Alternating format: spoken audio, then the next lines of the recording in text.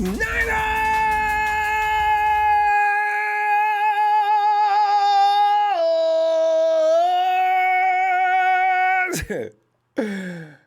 The legendary offseason continues. Man, I got to tell you, if you look at what we've been through so far in this offseason, you feel relieved that certain things have taken place. But there's one thing that hasn't. Emmanuel Sanders is the last man standing of the big name Niners left to be signed. Of course, we kind of look at it as an afterthought due to the fact that the draft looks so exciting. Got to be careful with that, though. I'll tell you why. We started the free agency period worried about Eric Armstead, J-Dub, and E-Man. E-Man continues to play the waiting game. After coming over to the Niners in a midseason trade with the Broncos, as you know, the E-Man immediately developed a strong connection with Jimmy G. And contrary to what people believe and think about Jimmy G, him and Sanders did a great job last season. And he was a key component of the Niners offense all the way to Super Bowl 54. Only George Kittle accounted for more receptions and receiving yards after Sanders' arrival, and it would appear that he has plenty left in the tank the way he's rolling around, and the way he looked toward the end of the season, too.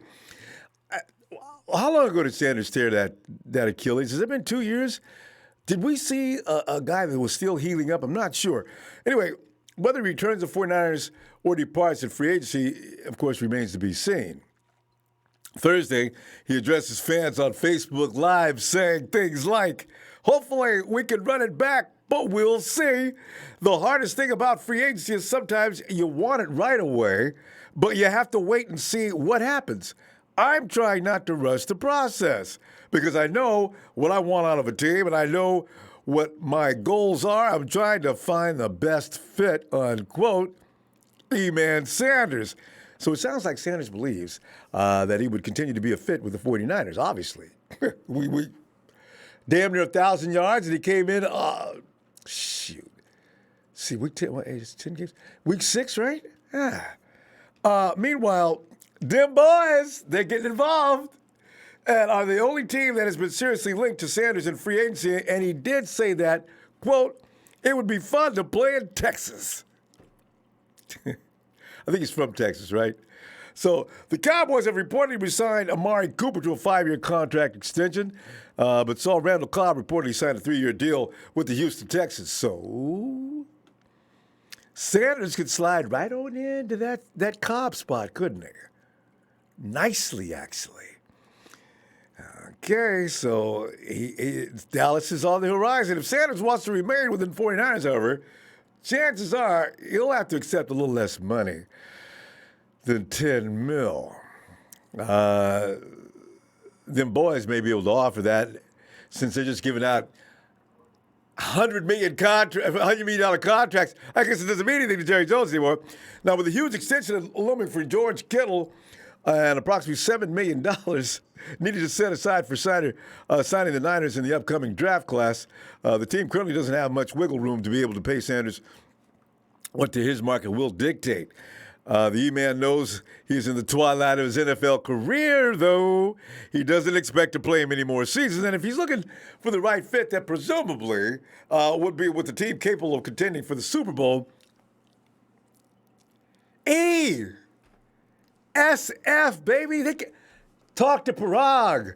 He'll fix up. You have a base salary that works for the cap, and you'll make oodles of money because you're that good. Incentives will work for you, bruh. Somebody's got to talk to him. Here's the thing to weigh in on, though, fam. We don't really know if Trent Taylor, Jalen Hurd are going to be ready for prime time. We really don't. We'd hope so. All reports indicate that they're fine and they'll come into the season okay.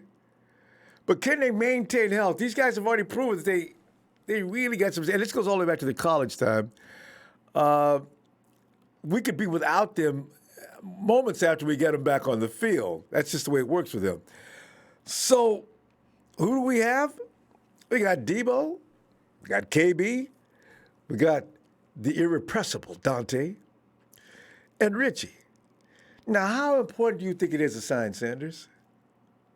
See, if you put it down and look at it, it's a little different than just thinking about it. Debo, KB, Dante, and Richie. Got George Kittle, but still, George's main job, George has a lot of jobs. So it's not just about him being a wide receiver. He does it better than anybody on the team, but still. People say, we already got a number one receiver. Listen, we do with George Kittle, but keep in mind the draft gives you a prospect and not a star. I'm thinking, and I can't, I'm torn. The more I think about it, I can't understand do I want Diggs? Do I want Judy? Do I want Lamb? And one of them is going to be available at 13. Kyle wants Ruggs. I'm almost sure of it. And the reason being is the other guys are somewhat similar to what we already have. Somewhat. They're a little better, I imagine, but we don't know if they're going to be better. The NFL may not be their cup of tea. But we do know Ruggs has raw, ridiculous speed, and that is pretty much what we need. Have you heard anything about Marquise Goodwin? What's going on with Marquise Goodwin? They're not saying a word about him. No trade deals. Free agency period's over. I guess you could trade any time, but still, why haven't we heard a word about Marquise Goodwin? Is Kyle still contemplating whether or not he wants to keep that speed and bring him into camp and compete? He did say that earlier, right after the season ended. So that means Ruggs is on the table, I would guess, first, and then the Lamb and the other guys fall into place afterward. But you tell me, does it seem like maybe we should be a little more serious about one Sanders? Or are you content in going to get something in the draft and keep the guys we got now and let's go to the Super Bowl? Oh, God. Anthony Baker, we got much love for you. Thank you, Anthony. Memphis. Niner, Richard, Sanders, and Tampa Bay are in active discussion. Not surprised that Brady. Tampa Bay? Tampa Bay's loaded with talent. Man, I don't know why they would be talking to him. You got Evans, you got Godwin, you got Perryman. I don't know. Is that right? I've not heard about the Tampa Bay connection. All right. Niner Rich says they are. Wade Roberts, I believe we're trading the 31st pick for more draft picks, and plus 2 or 3 more people might get traded for more picks. Yeah, I know, right? Because the 49ers probably aren't through reeling and dealing. Matt S. out in Bend, Oregon. Yes, Matt. What's up? Shout out to Big Matt. All right, we get over here and check this out. Bring in Phil, the chill pill. Phil! Hey, Ronbo. Hey, Phil. So, yeah, you know what? I think Judy is the guy Kyle would want. You think so? All right. Yeah, because he's the best route runner. And and Kyle does love him some route runners. You're right about that. And he's the best one on the list. Yeah. Yeah, and plus he's pretty good run after the catch, and Kyle likes that too. And dude is acrobatic. I mean, but it all depends upon who the Raiders pick. It all depends upon who the Raiders pick right in front of us.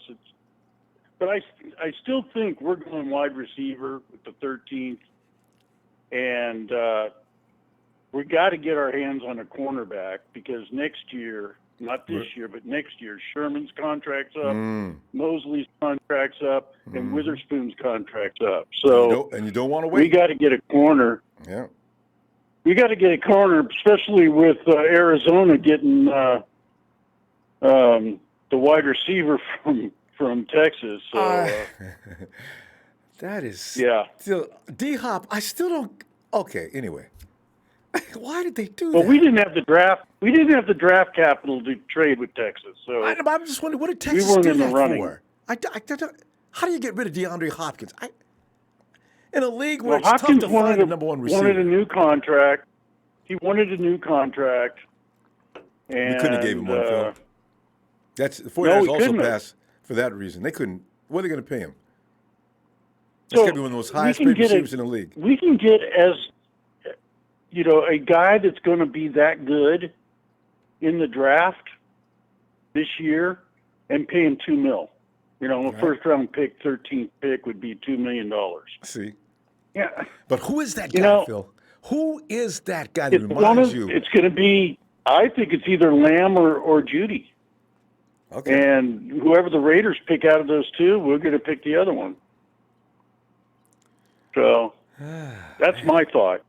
You're probably right. Because, I mean, Kyle And wants don't his get premier caught up receiver. on don't get caught up on speed so much. How many all pros, ran a 4.2 4? I know, right? Jerry the thing Rice is, didn't. it's one of those elements that you have to have in Kyle's system for it to be fully Well, I think you have to have a efficient. receiver that threats the deep ball. Yeah. And Judy or Lamb, either one of them are going to do that. So They got what? What are the 40 speeds? 4.3s. They're in the 4.3s. Oh, 4.3's fine. I didn't realize they were moving that quick. Okay. No, they're pretty fast. 4.4, 4.3, somewhere in there. Yeah. That's fast enough. And what I didn't understand though is the Pearson deal. They cut Pearson, and they signed that Carpenter. But I'm looking at the PFF numbers for Carpenter, and they're lower than Pearson, and they paid Carpenter more money. So I don't get that one. Wait a minute. Are you talking about when you say Person? Mike Person? Yeah, he got cut. He got released. Oh, yeah, right. Who did you say? I thought some guy named Carpenter. They signed this guy named Carpenter. He was on the Jets. He started isn't 5 it Carpenter? games That's why I was for the confused. Jets. Carpenter. Carpenter's only. I think Carpenter's brought in to take a look. Brunskill's going to win that job, Phil. If I had to make a bet, Oh no doubt. But it's Compton. and I think Gardner's going to be your depth guy. But why bring him in even? I just don't even know. I think you're talking about He's Tom. Phil? I think you're talking about Tom Compton. Compton, that's it, right? Yeah. Okay. Now you got me. Okay. I was talking New about names, another but guy. anyway. Yeah. Yeah. No. Compton's. He's got Phil's. He's got But he's Kyle's a system former down. Shanahan guy. Yes. He played for him at Washington, so you know how Kyle is, loving his old ex-teammate, ex-players. Yeah, because it takes less time But to I teach don't them, know. Because guys that don't know have to work hard to learn. I understand his pain, but I think Brunskill's going to beat him out. And then Compton will be depth.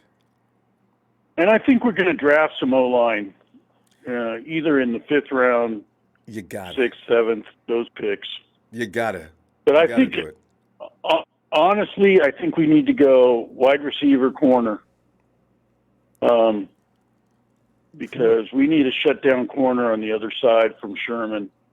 And then when Sherman goes after next year, we're going to have to replace Sherm. So, I mean, that's kind of the future. And I think that's why they signed Ward to 3 years, because it kind of gives them that flexibility at safety, so they don't really need a safety right away. So Yeah. And also, you've already got Tavares. I think sometimes Tavares gets disrespect. I don't know that we're so desperate for a safety with Tavares on the field, and definitely not with Ward. No. So, yeah, like you say, flexibility. And Tavares has got another 2 years. Well, no, and when after next year, Tart's contract's up, they could always move Ward to the strong safety, too. Ooh, no. That's too much. That's too much pounding. Ward's good where he is. You got to get another. That's why you need that. Can Tavares play the strong? Who the knows? way he hits, maybe. Yeah. But anyway, I just don't think Emmanuel Sanders is in the cards. I mean, who are you going to cut? I mean, I think Marquise is gone. Yeah. I think Richie James may be gone. But you if see, Trent Taylor's healthy, yeah, you haven't heard though. Trent Taylor can do punts and kicks. That's true. Phil, we're out of time though. I'm getting all kind of fright. All right, man. So let me see you tomorrow. I mean Sunday, okay? Yeah, we got to. The draft is going to be a hot topic. So yeah, we're going to start talking about the draft. Last week of free agency. All right, fam. See you Sunday. All right. Goodbye. Bye, Bill. Mel, come in and shed some light on the subject of, do you keep a bird in the hand or take that? Well, you know what I'm saying. I'm a little worried. Oh, we go, Dre. Hey, Dre. Yo, what's going on? Ronbo? Dre, I'm looking. If you keep in mind, you don't know what Taylor and Hurd are going to do. We got 4 receivers that we know are healthy, and the draft is just overfloweth with goodness. And there's E-Man sitting there saying, "Well, I'm not looking at the Cowboys call me up. I don't know, y'all." Dre, if it was you, what would you do? Yeah. I have a biased opinion, so I can't answer that. Of course, I'll be contacted with the team. My only all thing your is opinions this. are biased. Yeah, like my thing is this though. Wait, whoa. Don't come out. Wait, hey, Dre, hold on. Don't come out. Dre, hold on a second. Now, according to Hawk Haters TV, JD says Sanders just signed with the Saints. Okay, if that's true, in that mystery right there. Go ahead. Wow. Yeah. Boy, that was like I said, bro. Like I said a couple of days ago, I told you, old boy was a fraud. He came out here, you said, "Oh, this is the second best." So this is my even when I won the Super Bowl, this is the best organization I've been with. It's not about money. I've made my money. I hear you. I hear you on that. Then your weak ass go to the Saints, the team that you caught. You caught a touchdown and you threw a touchdown. You go to them. Man, you're a fucking fraud. You're a fraud. And if I ever see you to your face, I'm going to call you a fraud. And I hope you do something, because then I'm going to sue. Because I need that check. Anyway, though.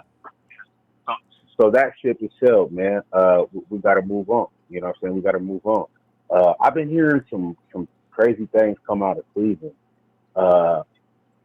Cleveland is very interested in Joe Staley. Joe Staley. Okay, I heard about that the other day. I didn't know how serious it was. So you think so? Listen to me at this. We owe Joe Staley $21 million over the next season. His contract's that large. Yeah, he got 2 years, $21 million. Remember when they did the state of the franchise and they brought him out and they announced his new contract? It was 2 years, $21 million. His extension. Okay, well, the only way to get OBJ. Yeah. Go ahead. My bad. No, he's already put in 1 year, so the cap hit would have to be reduced. He still had. Last year was his last year on his contract, and he got the 2 year extension at 2 years, $21 million. Wow. It was a franchise. It was the first one that we did, and they brought him. They brought Quan. They brought Fred Warner. They brought the guys out, and they announced a 2 year extension, and he was highly surprised. George Kittle was on the stage too. Okay. Only way that we could get OBJ is to give Joe Staley to the Browns for OBJ. It clears the cap space, and then comes OBJ to the floor. Would I be with that? No. Joe Staley is giving his heart and soul to this organization, but being realistic, that's the only way that would happen.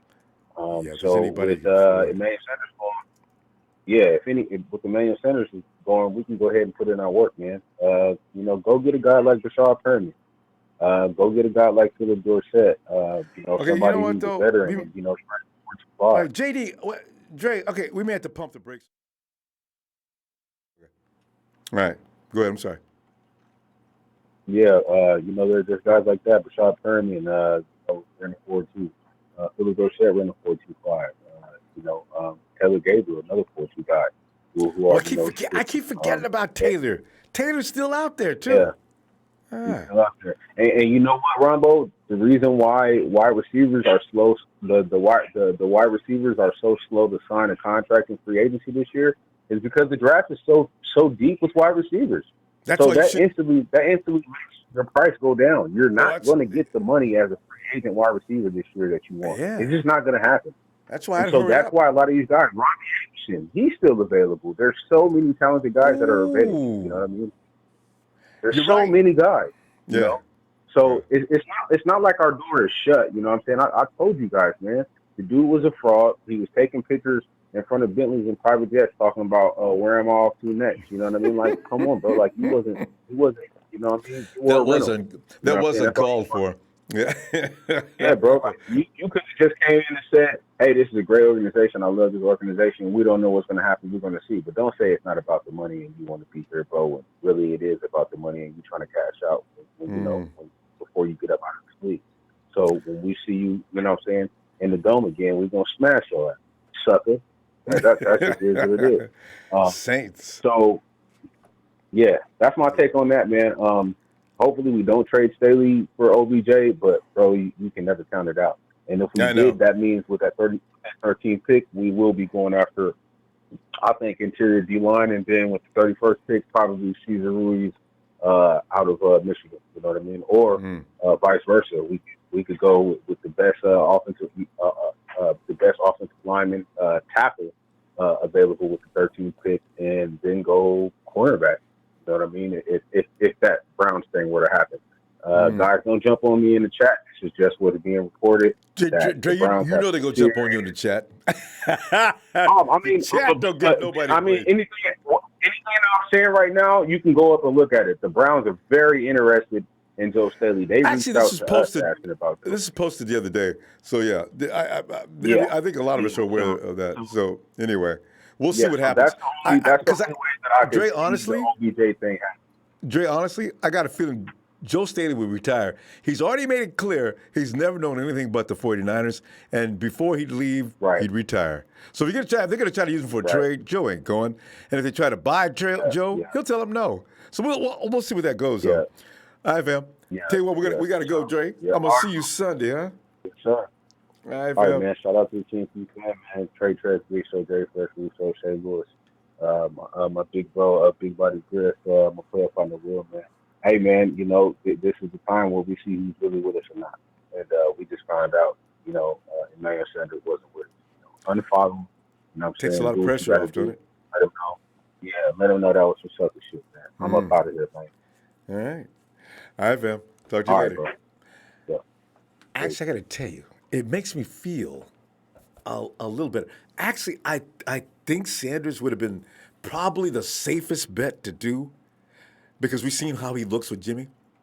But I am dying to know if we can get one of the premier receivers out of the draft if he's a number one receiver, because we've been looking for the elusive number one receiver for how long?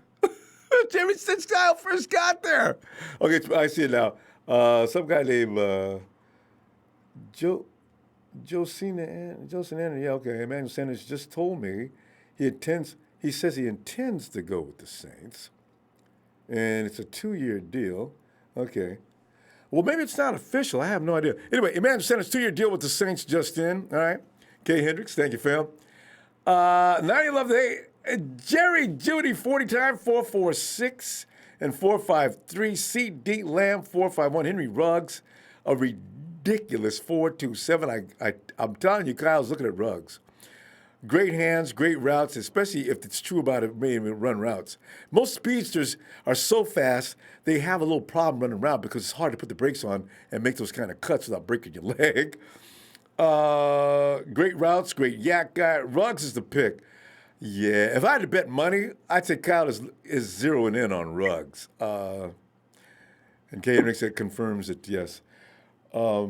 He is on his way to the Saints. So, therefore, Sanders is out of the picture, and that's fine because the options were there. I was just feeling like he is the safe pick. But why always go safe?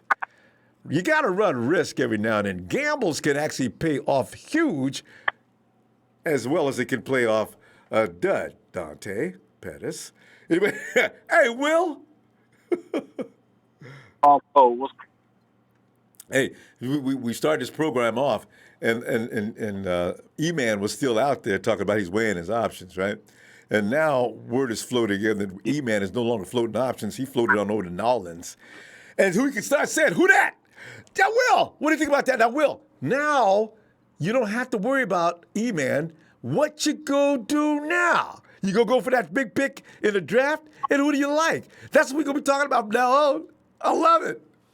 It's exciting. Well, I tell you what, man, E-Man about that money, man. You can tell. You look at his Instagram, all you see on his Instagram is number Prada, Louis Vuitton, Fendi, all that stuff, man. He got jets in the background.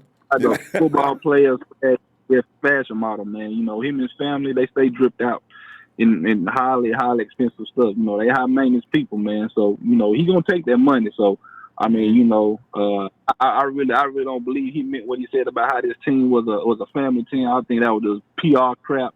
You know what I'm saying? Because you could have came back to us, bro. But I mean, hey, like my boy Dre, man.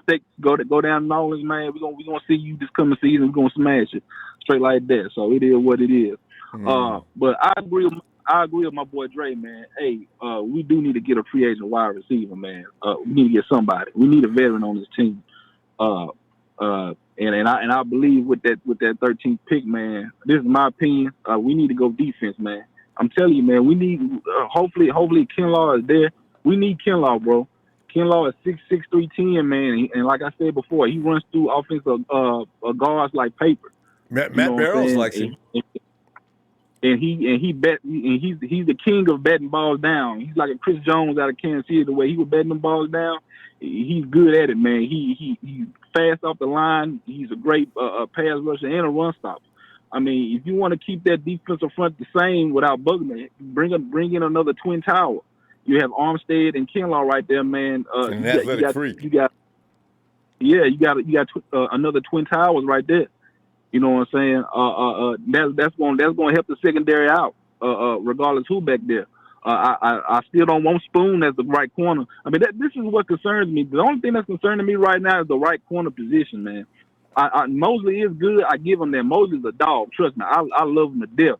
But I'm kind of concerned about it because Kyle has a reputation of putting faith in guys. Solid's the same thing. And I'm afraid they're gonna have more. I'm afraid they're gonna keep that same faith in Spoon and send his ass back out there. He's gonna get his ass toast again. That's the only thing that's bothering me, man. It's scary. That's the only thing that's bothering me. I feel you. It's scary, man. Yeah. So if Kinlaw is there at 13, we need to go ahead and get him. The wide receiver class is deep. We can get one at 31. There's plenty of them out there. I mean, nice. It's plenty of. I get it. I get it. We want Judy, Ruggs, and I get that. But you know, it's deep, man. It's a lot of teams that gonna want some receivers. I mean, are we for sure that the team that's ahead of us are gonna want those guys? So I mean, you know, I say we get Kinlaw at 13 and get a receiver at 31. The O line, it looks like they're trying to work the O line in the house. You got Person that's gone. They bring in Tom Compton. I mean, he's familiar with Kyle's system, but Bronskill, man, they showed a clip on Twitter about tender today.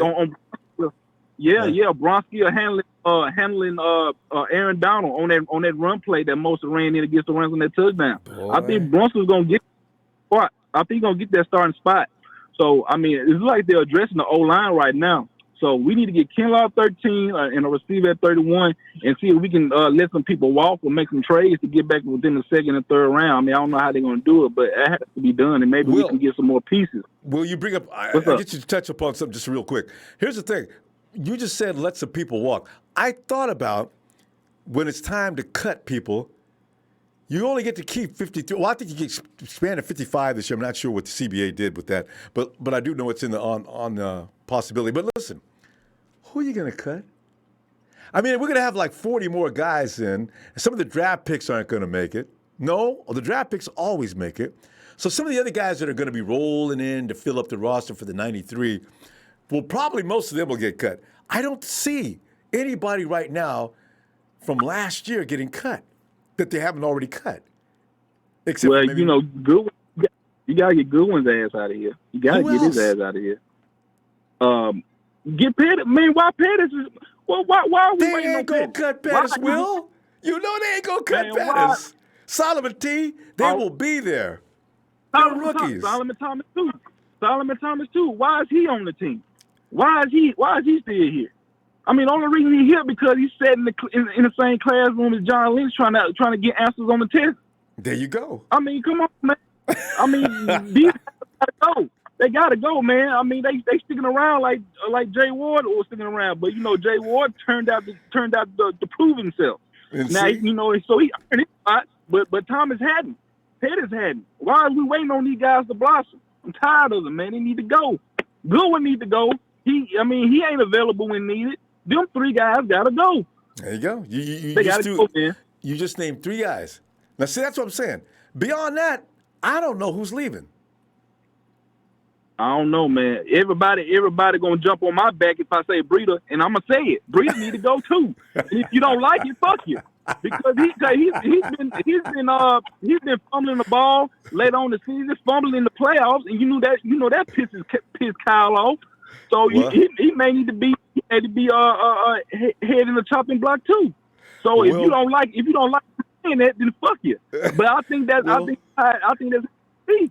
We got players that if they ain't no good, man, they need to go, man. We trying to get to that bowl, man. I wholeheartedly agree. But we got to pull up. Let me see a Sunday, and maybe something else to develop, and we'll hear something that makes sense. Because I got the same guys on my cut list as you do, and I'm telling you right now, watch what Marquise Goodwin will be in camp. I got a feeling the 49ers are not going to get a trade for him, and Kyle already said I'd like to see him come in and compete. It's crazy. Okay. Anyway, I'll see you Sunday. All right, Ronbo. Shout out to you, man. Shout out to my TNT fan, my player partner, Dre, Trey Trez, Big Show, Russo, Shay Lewis, all them guys. Shout out to the Ronbo Sports Fan Club, Rico, Jersey, Joe Sewell, Russo, all them guys, man. San Francisco 49ers versus to be announced Super Bowl 55 in Tampa, Florida. All right, Ronbo. All right, man. Have a good night, Will. All right, you too, man. Tell you, man, it's funny. Oh, John V, Twitter, a guy named Josina Anderson. He's got a blue check next to his name. And he's the one who's making the announcement about the New Orleans situation. All right, with Emmanuel Sanders, John. Okay. Other than that, I don't see anything else. Hey, Dion. Ronbo, what's going on, brother? D, I'm sitting here looking at my four receivers that I can depend on. And then Sanders said, I'm going to Nolans. And then I said to myself, you know what? This is exciting because now all those sexy picks out of the draft that we're now eligible for because we're not a team full of holes. We just need certain things. It just gets fun. What are you thinking? Well, what I'm thinking is with, Sanders going over to New Orleans, we kind of knew that was going to happen. The one thing that I can say, it was a matter of time. We weren't re-signing him, and we hadn't opened that door. So if we didn't open the door, then that tells you we didn't have the money to give him for what he wanted. Now, I looked at it. Josina Anderson said he would be back on a two-year deal with the Saints. So I'm assuming he'll get paid anywhere from $8 to $10 million there. I'm assuming that's just the amount because they just gave you. Are you talking about Sanders? Million. I just saw it. Yeah. He gets 2 years, $16 million. The 49ers could have afforded that. I thought he was asking for $10 million. Yeah, okay. Okay. I mean, the thing is never mind. A lot of the times what it is, it's them trying to think what they're going to do for the future. Some moves that they make do still confuse me. I have to agree with everybody. The only reason that Pettis ain't going nowhere is because his contract is fully guaranteed. So why are we going to get rid of somebody who has all his money? Next thing you know, and we did exactly what I didn't want. Yeah, and we did exactly what I didn't want us to do, Ronbo. You knew I was going to mention this. We restructured that goddamn contract to Derek freaking McKinnon. I have no idea why. D, think about this. D, let me help you with it just for a second, though. Think about this for a minute. I gave this dude $16 million, and he ain't played a step one. Get out. That's the whole point. Is he going to give you some of that money back? I'd say, Derek, listen, I need to let you go. But you know what I do need? Now, just to be fair, I can't be donating no $16 million to nobody just to be giving them $16 million. Can you give me half of that back? That would be me. I guess if I knew what the kind of money they got, man, it's a lot of money. Don't get me wrong. It would be lovely for us to be able to do something like that, but it just doesn't work like that. And yes, I think what's happening right now is they're going to roll forward with the guys they have on the squad. I do not believe that we draft anyone to replace DeForest Buckner because you can't replace him.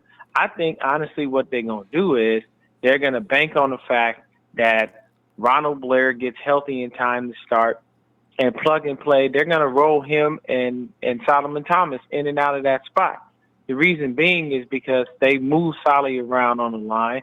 But the thing is they'll say, okay, when we need somebody in the middle, we'll go ahead and throw Ronnie B in there. And then if we need somebody to rest one of the guys on the edge, we'll throw Solomon Thomas on the edge. or I Solid, don't know. wanna Did you forget about DJ Jones? I got a feeling he's going to start. DJ Jones is definitely going to start. The thing is he has to improve his pass rusher because he's more of a run stuffer. Yeah. So that's his main focus is being that run stuffer. And then I saw we signed his dude Tom Compton. He got a sack last year though. He is fast, but yeah, he's better. He's a better run stuffer. Oh yeah, he's a better run stuffer. But I saw that we signed this dude. Tom Compton, because he's a little familiar with the system. I have no idea. Always. I think it's more so. I think we're going to have just a lot of bodies in camp, and you're going to see some of these guys wind up getting cut. Because like us re-signing Sean Coleman, what the hell was that about? We had Daniel Brunskill come in and do everything he could. He played left tackle, right tackle, guard. And the only thing he didn't play was center. Don't forget school. Yeah. So yeah, I don't know about Sean. Yeah. So I mean, I'm thinking to myself, they're going to go ahead and try to put in as much competition as they can, and at the end of the day, we know who will be there. I can tell you right now, Sean Coleman ain't going to be on the bench. Because I mean, like, what are you giving Sean Coleman? Next to nothing. And you see, we tended. So now we back to the original squad. We got Raheem, we got Tevin, we got Matt Breida, and now we got Jerick McKinnon. Now here's the thing: the lovely thing about this is they took McKinnon down to $1 million. He is getting paid the league minimum for a veteran, which I can appreciate, which is what he should have been getting paid all these years. He was sitting his ass on the goddamn bench doing nothing. But the thing is, he has to get out there and show us something. Do I believe with his skill set he would flourish in the system? Of course. I've seen him do it, and I know what he can do. But the thing is, if that's the case, Tevin Coleman sure as heck did flourish when he was over there in Atlanta. He was good out the backfield catching, running it too. And you got to have that kind of element. D, we got to pull up though. Let me go ahead and see you Sunday. All right. Hey good man, you have a good evening. Thank you for everything that you do. Love the platform, man, and continue to keep doing what you're doing, Ronbo. You're awesome at it, and we fans love you for it, bro. Appreciate it too. Thanks, D. All right, fam. See you Sunday. Oh God. Oh, what? Vader!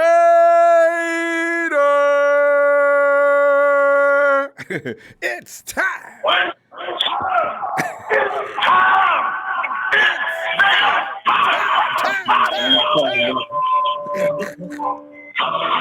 What's up, Ronbo? What's going on? Vader, man, it's off-season time, man. We're looking at speculating and looking at all the weird things going on. We no longer have to worry about Emmanuel Sanders. He says $16 million for 2 years. You got yourself a wide receiver, Nolans. Let's go. Who came out with that hellacious number? Come on now.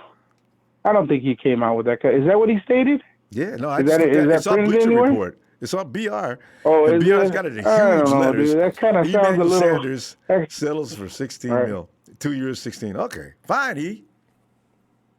I figured 10, man, but 16? Wow. Okay, whatever blows your hair back. But, man, that one kind of, man, I'm back in here, man, and I kind of want to talk about Buck. No more Buck, man. He's gone. Who? I'm sad. I'm depressed, but everybody's missing the point. Everybody's missing the point. I think they should have got rid of Armstead. He had good numbers, solid numbers this year. We could have probably got a little higher draft pick. If somebody was at Armstead, should have been gone because he's going to take that money, Ronbo, and you know what he's going to do? He's going to sit on the bench for the rest of the goddamn year with some bullshit. And you know who's going to sit right next to him? Who? Mr. Andre Ward. Both of these. You mean both of them are going to be on the bench, and that's what you guys are cheering about? Are you kidding me? Well, see, really? Vader, they couldn't figure this shit out in the front office how to make this work? But you know what? You leave an important detail out, Vader. The thing is, they were trying to get D-Buck. He priced over their head. D-Buck said that $18 million. Somebody put that rumor out, and he said no. You pay him. You pay him. $21 million? That's it. I don't care. Whatever it is. He's the baddest motherfucker right there we had on the front line. You pay him, and you move on. I know it hurts. I know it's going to sting, but you pay him. But now we got to do what we have. Vader, so now we got 4 people that we're going to have on the front line. Vader, I just want to say one thing about that, though. You got Aaron Donald over there with the mass exodus leaving L.A. partially due to him. He's overpaid. You Oh, can't field a team. come on. You can't field a team with your linemen getting in excess of $20 million each. You got to pay Bosa in a couple of years. You got to pay Kittle. Yeah, but then you go back, Ronbo. You load him the first year, okay? Or you know what? You franchise tag him. You know what I mean? You load him the first year, and then you come back and you restructure. What would it cost to franchise? They were. I don't know. Well, we don't know. We don't know what the real numbers were. We got to figure out. I know, but in defense, Armstead was willing to take a team-friendly deal that wasn't going to run the team into bankruptcy. Right. Yeah. Well, he had no choice because he knows he's going to sit on the bench next year. But the thing is, he's had a couple of good years. The thing is, we're so loaded right now, as far as the practice squad and the players we have. We haven't even seen what Street's going to do. So I got a good feeling. The reason why we've got Blair coming back, we signed Jones, is that we're going to try to figure out, we do the competition like the last caller stated, okay?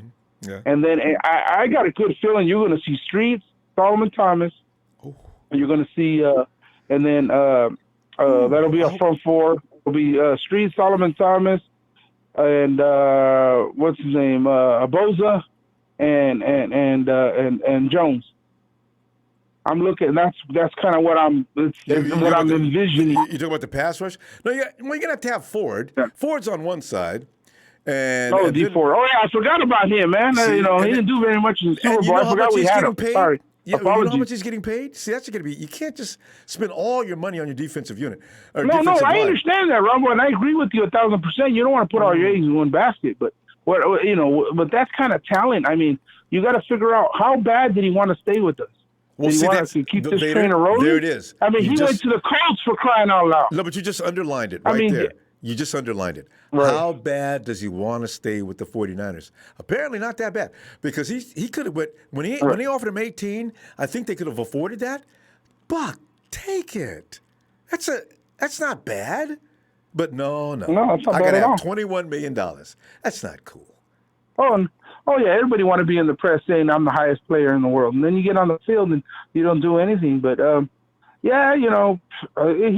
There's nothing we can do. Yeah. We just hopefully Eric Armstead. I mean, we were both on his ass the last time he got hurt, Ronbo, and he twittered after we made that comment. No, everybody else was on his ass. I've always been getting in trouble for being a supporter. Vader, he's had 2 good years now. No, but when he got hurt. Right. And then, again, everybody's talking about the draft. I think we're going to go with a bunch of offensive line players, maybe. I know we need a corner, man. We need to address the corner. Yeah. And hopefully we can pick up somebody. I'd rather get a veteran on the corner if possible. But again, we're out of money, man. I mean, it looks like we're going to have to go through the draft to try to pick up another player. Wrong with that, because you get 4 years to come up with the money to pay him if he's good. And the only problem is if he's not good, he was a wasted pick. Maybe Spoon comes back, Vader. Would you bet on that? Come on, Spoon. The only person, Mosley, I'm good with him. We got to see what's going to happen with Andre Ward. Hopefully he doesn't get hurt. We're going to have to probably go out there and dig the bottom of the barrel for safety again. Nice. Yeah, it's just what's really aggravating about the whole situation. You knew how depleted we were on those 2 positions. Which ones? And it's like, corner and safety. Yeah.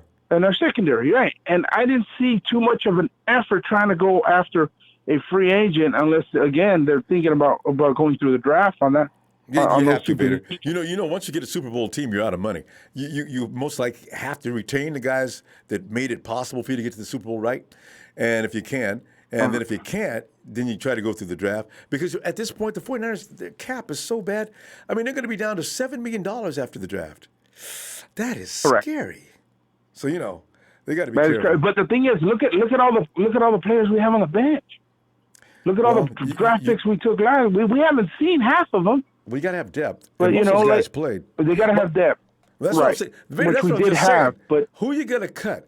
All those guys. The 49ers cut Ronbo, come on now. I don't even want to talk about that. I don't even want to, because the thing is, everybody's talking shit about McKinnon, but the thing is, we haven't seen him yet. And that's what everybody says. Who knows? That's right. Wait till we see know, him. you got to. Watch him blow everybody when do away. we see him? Let's make the decision then. I don't want to say this guy's going to be crap until we see what we have, and then all of a sudden we never know. Maybe Kyle's going to open up the playbook. Who knows? There you go. And he doesn't need to. Just McKinnon just come out there and do what McKinnon does, and then everybody said, "Okay, we're fans now. Then we got to roll. Let me see you Sunday, okay?" Yeah. I will see you Sunday, man. And shout out to everybody. I'm glad to be back on here on the best Niner show ever. Ronbo Sports, of course. Let it go! Radio, Ronbo Sports. Hit that like. Shout out to the Niner Empire, TNT, Trey, and everybody else. You guys have a lovely evening. You too, Vader. Looking forward to hearing from you again soon, Sunday. All right. And we move quickly to Shay. Ronbo, how you doing, Ronbo? Oh, Shay, man, I'm like everybody else. I'm wandering around in the zone, wondering, damn, Sanders left. All right, now what? Now it gets it. But Shay, it's exciting because the draft is just exciting anyway, right? Look what we did last year with Debo Samuel. Oh, Jalen Hurd had he stayed healthy. Oh, So now here we are again, Shay. Yeah. Now, whoa, fun time. 49ers and Kyle Shanahan, there's some innovators, man. I'm telling you right now, Ronbo. I mean, that whole draft, or especially when the wide receivers, when I was watching the wide receivers combine, just everybody kept talking, and the announcers just kept saying, like, every team is trying to find that Debo Samuel in the draft. Did you love that? And it's just like, damn, like, yeah, it's just like, dude, like, we're that team. Like, everybody's trying to copy. It's a copycat league, and everybody's trying to find that playmaker, that weapon. Yeah. Right, exactly. No, but I mean, I knew Sanders. I kind of had a feeling they weren't going to re-sign Sanders. And then, like, on top of it, like, yeah, I feel like you do need better appearance. What Dre said, what the bro Dre said, like, you do need to get a veteran. But again, like, I'm looking at it like this. Again, there's still some moves to be made. Coleman, I believe, will be cut soon, and I think they're going to cut him because, again, they're still going to save cap if they cut him off his five. Yeah, if they cut him. Because he's bringing in $5 million this year, and then again, like I already called it, they cut Pearsons, right? They and I think everybody knew that because Brunskill. The reason why they, because what Dion said a couple calls ago is like, why do they re-sign the swing tackle Coleman? Was because Brunskill is going to play right guard. He's going to be the starting right guard. I'll bet my money on it. I'm pretty sure about that too. He will be the starting right guard, and then that leaves Brunskill and Coleman to be the tackles, just in case we have. Where both of our tackles went down last year. You still got School. Just in case Coleman could step up. Yeah, that's what I said. School and Coleman. Sorry. School and Coleman will come up and play tackle. And then so Brunskill will start at guard, and then you'll have Tomlinson there. And then I think School could play some guard too, if I'm not mistaken. All these guys are like Swiss Army knives. You can move them all around the line. Yeah, versatility. They're pretty good. Yeah. Well, Ben Garland too. Don't forget Ben Garland is the center. So with does Sean Coleman and their Shay, does Sean Coleman fit into your scheme? Is he going to be part of that roster or part of that room? Of the offensive line? Mm-hmm. Oh yeah, most definitely. The kid are you talking the kid who's the kid that they get from the Jets? That's Tom Excuse Compton. me? Who's that? What was his name? That's Tom Compton.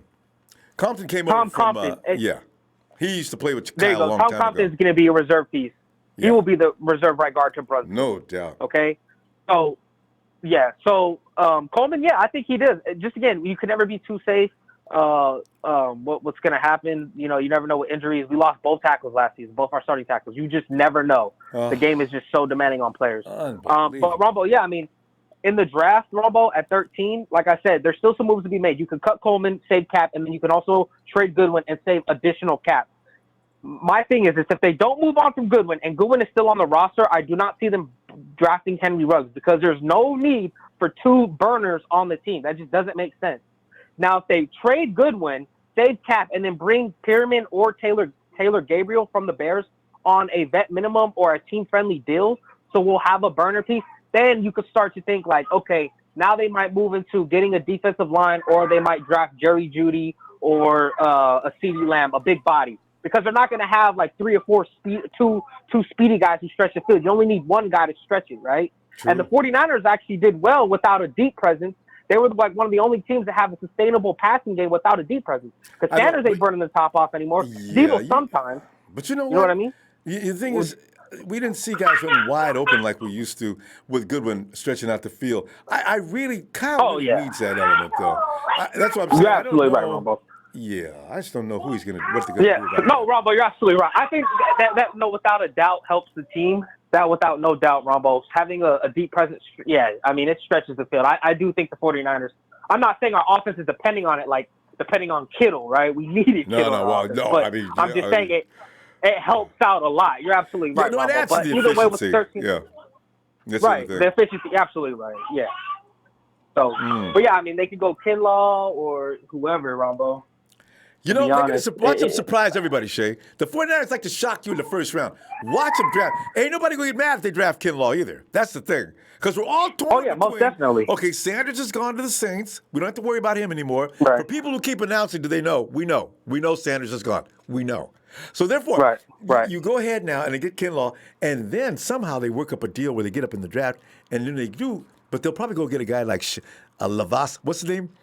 Chenault? Laviska Shenault, yeah. See, no, Ronbo, you're absolutely right. They like brutes. You can tell. Yeah, Ronbo, there's so many spots, Ronbo, that the 49ers can trade up. Like, you have the Dolphins that have multiple picks. You got the Raiders that have a 2 first-round, mid-round picks. Ronbo, like I'm saying, you could give a 31st and a player to try to move up further into the first round and draft. You know, like you said, Laviska Shenault, or try to jump in front of the Eagles. Scoop 10 spots in the Eagles, probably give them like a future third and like maybe Solomon Thomas or some type of defensive player or some player that looks good to them. And then, move up in front of the Eagles and then grab a star wide receiver. There's plenty of options, Rombo, that we can go. I hear you. Shit, we got to stop. Let me see it Sunday. Because I'm pretty sure we're going to get all up in the draft now. We can now because there's no more contemplation about Sanders. So it should be fun. All right. Oh, yeah, you're absolutely Rombo. All right, Rombo, shout out to my TNT brothers, Will, Dre, Trey, Big Show, Jerry Fresh, Russo, and Rombo. Like always, thank you for giving us a platform, brother. Best in the biz, and we love you, Rombo. Have a good one. All right, Shay. Have a good night. Good night, fam. Look for Sunday. Yeah, see, this is it kind of makes it fun again because now our first round pick means so much. So our first day of the draft is gonna be fun stuff, and I don't know what the 49ers are gonna do. But Kyle is going to get a wide receiver. Oh, he going to get a wide receiver. Because he knows Dante is not to be depended upon. He doesn't know if Trent and Jalen are going to be able to play because of their health. We got 3 or 4 bodies that we know they'll be able to play. But what do we know beyond that? Are they going to go outside? Are they still going to get the other kid that everybody likes, the speedster? Everything's out there. It's all out there. Hey, Harold. Hey, what's up, Ronbo? Hey, Harold, man, I'm telling you, man, it's hilarious out here, man. It was a little while ago, before Sanders signed, we were saying, how does Sanders figure into the equation? Harold, now that Sanders does not figure in the equation, the fun begins, actually. Now, I wanted Sanders because I know what he brings to the table and I know what the effect he's going to have on the team. But we don't, the unknown is exciting stuff, Harold! Wait, Harold, how do you feel about him signing with the Saints? And how do you feel about having all of a sudden this freedom to figure out what's next? I mean, so at this point, we need to nail this draft now, man. I know. We don't have Sanders. We don't have Defoe. We are a step down from the team we were last year. So and good we need point. to nail we this, don't have Defoe. Draft, man. Kinlaw's involved. But will he last? If he's there. Right, if he's there, man. I think he will. Because there's a lot of teams that need quarterbacks and running backs and offensive linemen. I see 4 QBs in the first top 10. The edge rusher from Ohio State, he's 5 if nothing else. Now, yeah, and then I think Udoka is going to go early. That cornerback, I think he's going to go up there. A couple of linemen, and then I'm pretty sure the Raiders are going to take a receiver. You know, the only team I think is going to draft a defensive lineman is the Jags because they got rid of they sent that one guy to the Ravens. So that's the only team that I see taking a defensive lineman, and there is one so-called better than Kinlaw. So hopefully they take him. What? So there's one better than Kinlaw? Man, let me get into this thing, man. Let me get into this thing, man. What's up, bro?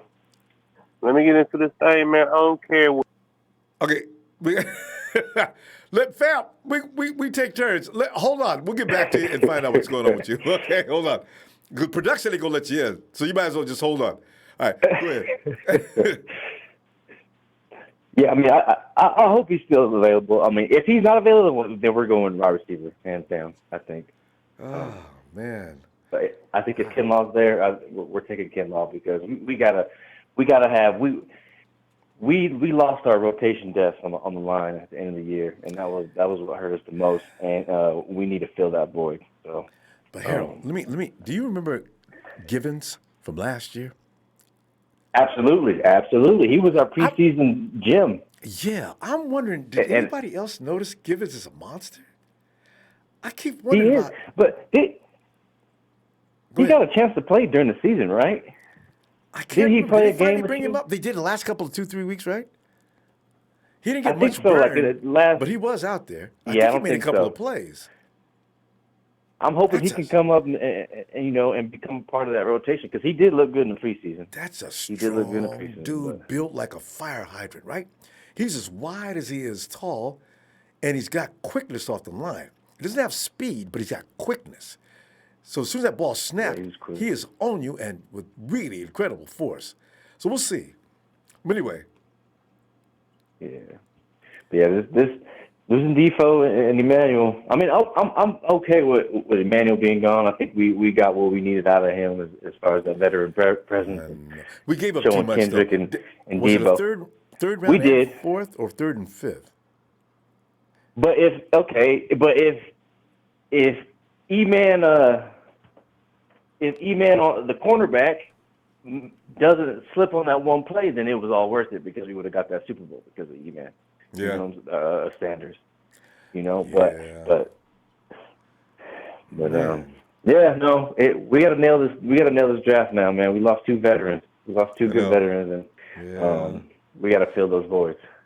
There's probably not a D-buck in there, but you know what you need? Just a fierce dude in there and big, like we're talking about. But Taylor, he's got that kind of makeup, but he just came off an ACL. Ronnie Blair, he's not going to be really available probably at Ronnie Blair force and speed by the time the season starts. This is the only thing that worries me. Our best guys are coming off a serious injury, and will they be ready to contribute in the same fashion as last year? It's a real scary thought. You know what? You know who I think can take a little bit of that Emmanuel Sanders role? If he can come back healthy, it's Trent Taylor, man. I know. If Everybody Trent Taylor, knows. If he just could stay on the field, Trent. Yeah. That's a big if, man. We haven't seen him in 2 years. Shit. Honestly, I got to tell you, Harold, I'm worried that the NFL may be too powerful. I mean, Trent's tough. He really is. Mentally, that's a tough little dude. But can he take the impact? We'll see. Man. I mean, it's just his foot. It's just his foot. Ain't nobody hitting him in his foot, man. I know, but these are the kind of things he's going to constantly have. His back the year before, his foot last year, it just would not heal. You're right, though. It's not all about impact. It's about he just has these ouchies. Oh, man. All right, fam. Harold, I'll look for you Sunday and see what develops between now and then, all right? Yeah, I'll holler at you, man. All right, be looking for you. Have a good night, Harold. Yeah, Steve, we heard about it a few minutes ago, and Sanders just signed with the Saints, 2 years, $16 million. Thanks for the contribution, too. Yeah, E-Man's gone. So with E-Man being gone, now the fun opens up. What you gonna do now? Jay. What up, Ronbo? Hey, Jay, man, it's fun, man, because just as we started this program, we get to the news all of a sudden E-Man's been working overtime while we were starting to talk about him. E-Man said, y'all can get up off me because you ain't got me to talk about no more. I'm down here eating gumbo, talking about give me that black and gold uniform. But Tell him I had fun. Yeah, you know. Look out and watch out when you wake up in the morning. Them gators could be out on your front yard. That's it. We Bam! ain't worried Oh! about you, bro. But Jay, what's up? We What about we to gonna get do, man? With that 13th pick. we about to get younger. You know what we're Yeah. gonna do? I'm just saying it all. We're gonna get a receiver. Come on, man. That's our weakest position. Who you like? Point blank. Who you All like? this D lineman. We can get into D lineman later. And maybe get a Oh, better well, who start. Cal like? Yeah. Cal like Henry Ruggs. I know it, man. ITC, you and me are on the same page. Kyle's already got something That's that can who he do what like. them other guys do. He's And supposed to only open up reason- that offense. That's why he held on to Marquise. Because say Ruggs go before we pick. Now he can get Lamb or Judy and still got that burner. Still got that burner right there. Oh, you know did what I it. mean? But, That's right. This is why we're not hearing anything about Marquise. Kyle knows he needs that dude to bust down the field and get that safety to help out the middle of the field. And that's right. Wow. And if Ruggs gone, we still got Marquise, and we can still get one of the big body receivers. And Jay, another thing why don't you go ahead and get, maybe they can't afford him, why don't you go ahead and get Taylor Gabriel? Oh, man, it's over, man. Let's say where Gabriel go. Let's go younger. Let's build this core. But I mean between Marquise and Taylor, you know? Because you I know trust what Marquise, they know Kyle's system. Yeah. Marquise might be in a better mind state. He already on the contract. See, I do like that idea. I wish Marquise could come back and give me a full year of football and be fully focused and not concerned and worried about his family. If that be the case, I mean, he's good now. I'll take he done it. got his baby. He done got his baby, so he's good. I believe it. You know? And then I want to know, why is everybody talking about cutting players now? Free agency over with. Who out there, y'all? Who y'all cutting players for? I don't understand. You got to get 90 guys. Who y'all going to replace? You got to get 93 guys. What money you? Go ahead. What you saving your money for? We getting capped next year for our free agents next year. Why are y'all cutting players now? That's I don't true. understand. You That's supposed true. to get that at the beginning of free agency. The cap does increase by a large amount next season. So, you know. Right, so it don't make sense to cut people right now. Yeah, I know. But Jay, though, if you had a chance to get some picks or something for Solomon and Dante, would you do it right now? Not Solomon, maybe Dante. Yeah. You like Solomon? What are you expecting out of Solomon this year? I don't like Solomon, but with Buckner gone, we're gonna need Solomon. That's a given fact. Who you gonna replace him with? Good point. Like we need him down there in that three, and maybe he'd do better at a If Ronnie Blair full-time was three healthy. second. If Blair was healthy, I'd tell you who I was going to replace Solomon with. But I don't know what Blair's feeling like. But Blair, he usually do better on the outside. He works on the inside sometimes because, Blair can fit in them little narrow spots. And all of a sudden he's in the backfield. So, I don't know. But then you still need rotation. Yeah, you got to have rotation. That's why the defensive line was so good last year. They were never tired. I mean, fresh bodies. This Solly last year anyway, because they ain't pick up his fifth-year option. Yeah, so I it's know. like, So you get it done why are this we year, getting Solomon? rid of some of these players? Yeah. You know what I mean? Why are we getting rid of? Ain't no free agents out there except for Robbie Anderson there.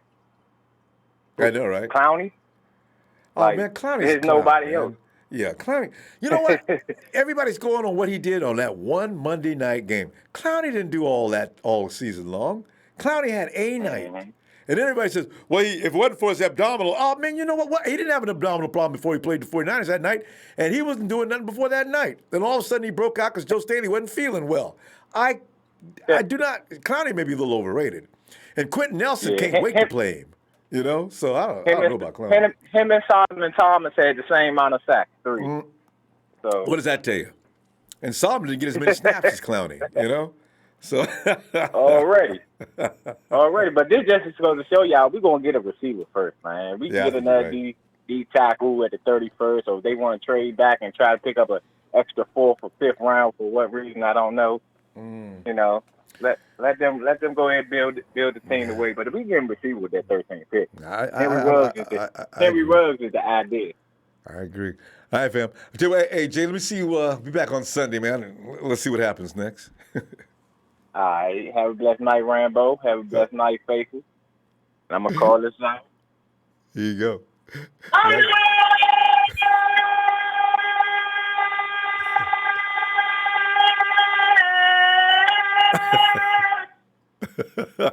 Jay was feeling that one. Jay, I love it, man. Already. Jay, you in that rig, ain't you? I can tell. Jay, you tell Jay's feeling good. He's driving down the road hollering. Nah, I'm home right now. You know, I'm keeping it safe, me and my baby girl. Good. Because when I do that in the house, I get all kind of trouble. All right, Jay. Have a good night, fam. All right. Have a blessing. Oh, good. I.B. Ronbo. What's going on? I.B., man. Wait a minute. Somebody just said here we're going to face Sanders in New Orleans. See, do we play the Saints this year? Do we play the Saints again this year? And I bet we got to go to New Orleans because they don't never come to San Francisco. Shit, I hope so. Yeah, well, I hope so. Yeah, because Saints. One thing the Saints ain't. I ain't worried about the Saints. They can bring because they didn't have no receiver. What I am worried about is that tight end the Saints got. That boy. That was a good choice for him, though. Yeah, I can't hate on it because that's really what the Saints needed was another good receiver. Yeah. To go along with Thomas and a little bit that they did have because Kamara was kind of lost this year. So I know, right? It's funny how players like that can all of a sudden just drop out. But I tell you what, though, I'm surprised, though, man, because I'm really surprised because this whole free agency thing, you know what I'm saying? I thought we was checking the numbers, like how much was he gonna go for? You know what I'm saying? My man didn't even go for 10. He went for 8. You know what I'm saying? I thought he was. Yeah, I thought the same thing. I thought he needed 10 and up. But but we brought back 20 of the 22 starters, so it's on to the next chapter. I think hopefully we do bring somebody back as far as free agency, but I think that 13, like they said, I don't know, man. I haven't really seen too much film on Ruggs, but I definitely like the concept of having two guys there. You know what I mean? But with Marquise and Ruggs, but I don't know. Plus, Ruggs is big. He's 6 foot, but I still like I like Judy's. I know skills wise. Judy Lamb. Mm-hmm. Oh man. Man. Well, that's CD Lamb. You talk CD Lamb. Yeah, he's tough too. I like Judy though. Judy's quick out them breaks, man. His routes is snapping, and I think you get that separation. He got good speed as well. So we'll see. Who's running a wide receiver program in Bama? Ridley came out of Bama. He was just nasty with that. Ridley's running routes like a third-year pro, and now people are saying the same thing about Judy. They've been like that, though. Yeah. Yeah. They've been like that in Bama, though. They've always been like that. Athletic receivers, running backs, you know what I'm saying? Quarterbacks now, you know what I'm saying? So, yeah. So it's going to be interesting for sure. I want to see what we're going to do with this draft, though. I believe we stay at 13, but at the 31, I guess the 31 depends on who we get at 13. I think hopefully we get the receiver we're looking for. But quickly, I want you to touch upon this before we run out of time. You look at 13, and there's a few. Well, everybody likes Kinlaw, but somebody just put Kinlaw's stats up. Now I don't like him. But would you think about trying to replace Buckner with 13? If it's a player like Kinlaw, but I don't think Kinlaw is going to be available. I think they said somebody else, with Blackburn or something like that. I don't know homie's name, but I'm glad you said Givens' name though, because Givens. I forgot all about him, and he could. Yeah, plus we got Demontre coming back, if I'm not mistaken, or he's he is available to come. Yeah, that's right. He must be back because they didn't say he was cut. Yeah. And then, like I said before, if we bring guys like that back, we put Demontre on the edge, keep Armstead inside with DJ, and then you got the same rotation basically. I like Armstead. I don't know what they talking about. Armstead is more versatile. People people got mad at Armstead the first 2 seasons, and they cannot let it go. They still it's worth people hated him back then. As long as he stays. Still hate him. Yeah. no matter what he does. Armstead could have 3 years in a row All-Pro. Yeah, but look what he did in his first 3 seasons. Statistically, Come on, man. That's history. Statistically, he's proven himself, and I mean, if you're a true fan, let these you young judge players the develop, and when they get to where they're going, well. appreciate it. Don't get mad about what started when he was a rookie. That's why, actually, IB, we shouldn't pick on Dante or Solomon Thomas. They both could have a breakout year this year. Well, I ain't gonna speak on Solly because everybody knows this is his year. He got to do something. But I will say, to go backtrack on one of the past few callers, I think if we're gonna put faith in Trent Taylor, then we somehow gotta have somewhat faith in Pettis if we don't make a move with him, because he's got to do something. This has got to be his year. I mean, we got to go. I'm gonna see you Sunday, okay? All right. All right, Bill. My man. All right. You too.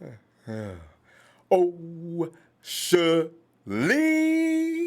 oh, Shirley, oh.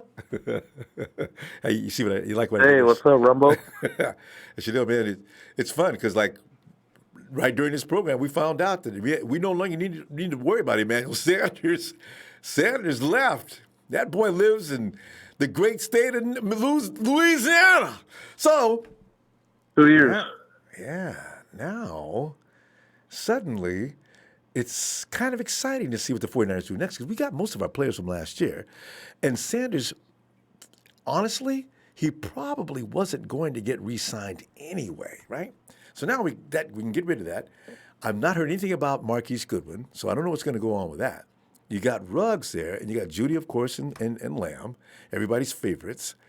And so we still need to know, are we going to be okay without DeForest Buckner? Do we have people we can plug in there? So therefore, there's an option for the 13th pick. And then, of course, because we picked up Buck with the lucky 13th pick, remember? And now, whoa, Shaleo, what do you think about that? What are you thinking? How about them Cowgirls? How about them Lambs?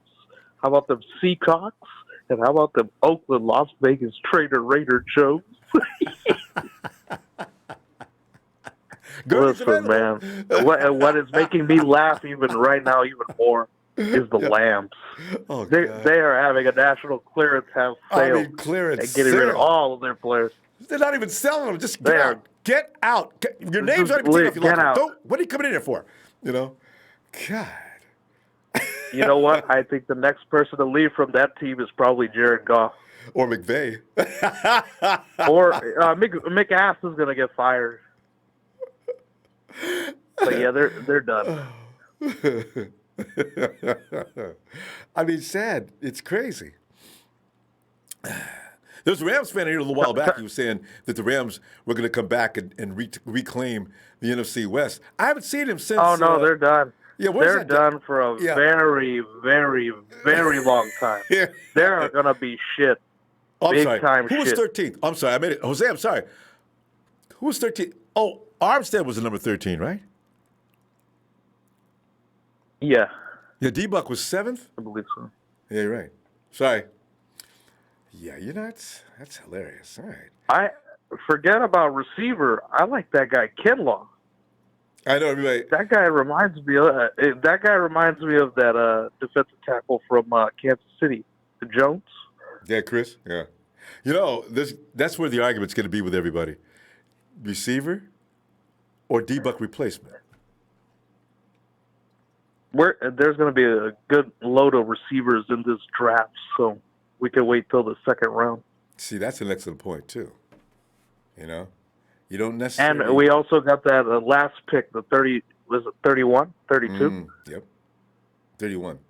So Chiefs get 32. We could trade that 31st pick for like round 2, because we don't have a second round pick, right?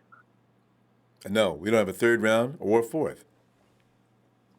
Yeah, so we could trade and get second round or third round picks, I think. Yeah, with 31. And, if we can, we could include Kitty Cat Man and Goodwin, and maybe Solomon Thomas, because oh god. How long are we going to have this kitty cat? How long are we going to develop this idiot? This guy is color me mine hair. This guy is playing with cats. He's not catching the ball with his cat-like reflexes. Last year at this time, we thought he was going to come in and be the man. And now we're trying to get rid of him and his kitties. He's too comfortable. Oh, well, that's the thing is he looked too content over there on the sideline. And that's not I think that sent the wrong message to everybody. He looked like a guy who got beat out. He looked like a guy that was relieved he was off the field. And that's not good. So. But yeah, Ronbo, I think we need to find someone for this kitty. Armstead was not 15 or 16. I know that's not true. But go ahead, Shalil. Sorry. But the other caller earlier, I think it was yesterday or last week,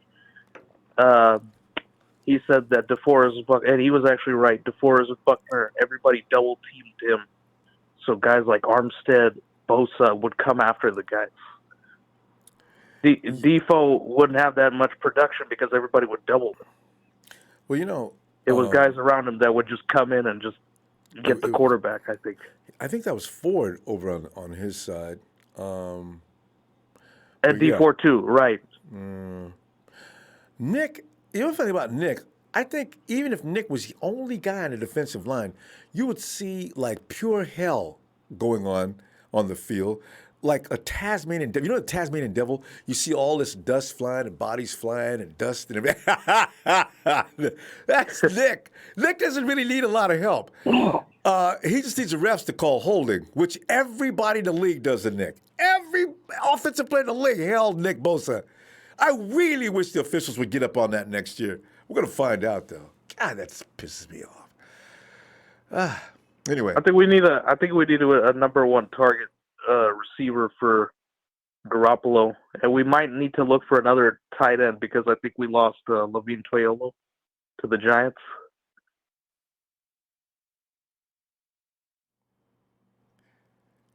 Shalil, yeah, we're going to pull up. I'm very impolitely getting hit at. Let me see you Sunday, okay? Thank you for the platform, Ronbo. It's actually my birthday today. Okay. I'll do a happy birthday song for you in a couple minutes, okay? All right, fam. Thank you for the platform. Shout out to the Niner Empire. Have a good night. You, fam. Good night. And hey, Nudge.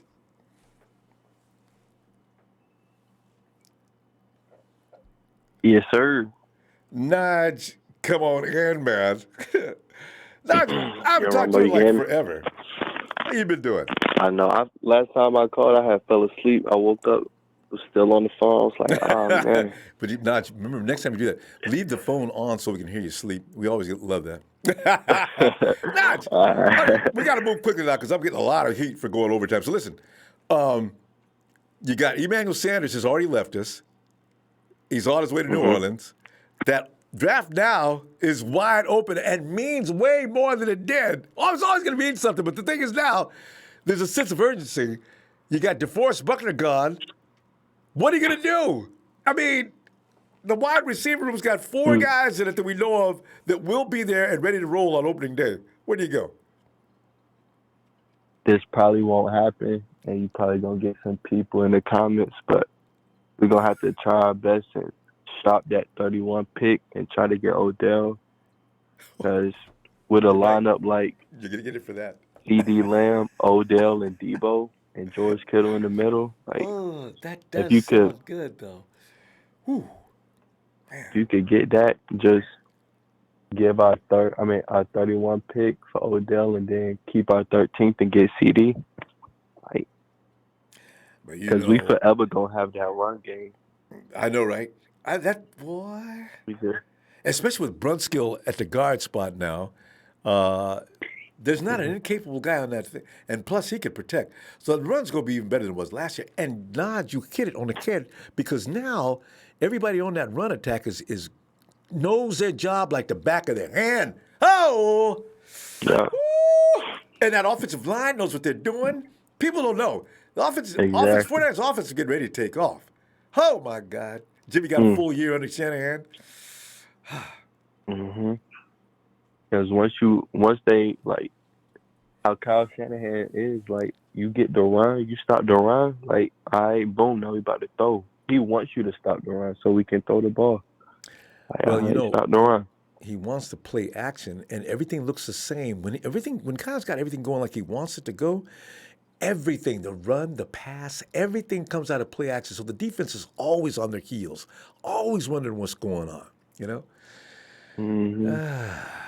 So I wish he just CD Lamb, he's the one. Because we're gonna need a receiver now because Debo can't handle it by himself. So we need a receiver for sure now. Well, you know, have to find one. Kendrick's gotten so solid now that when he's in the game, Debo's not by himself no more. Yeah. But Dante's the one who he's the mystery. Is he ready to play now? Because if he is, that dude can run some route. I mean, defenders cannot stay with him. He's not ready to be number one. Not number one, but I mean, he's ready. Contribute, Dante. When you go out on the field, scare teams. Have them worried about you. Come on, Dante. He's got the skill, Nige. I don't know what the problem is. Mentally, I do know what the problem is. Mentally, he's got some kind of issue. Yeah. Everybody just don't got it. I don't know. But if you had to choose, would you rather get CD, Odell, or Judy?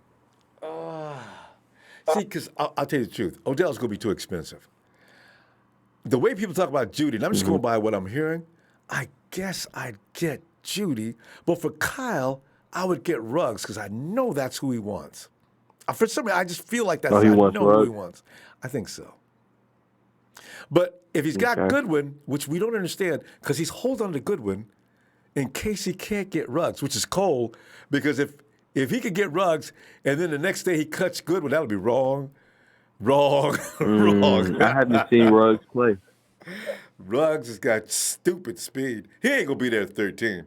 Somebody pick him up because everybody wants their own version of Tyreek Hill.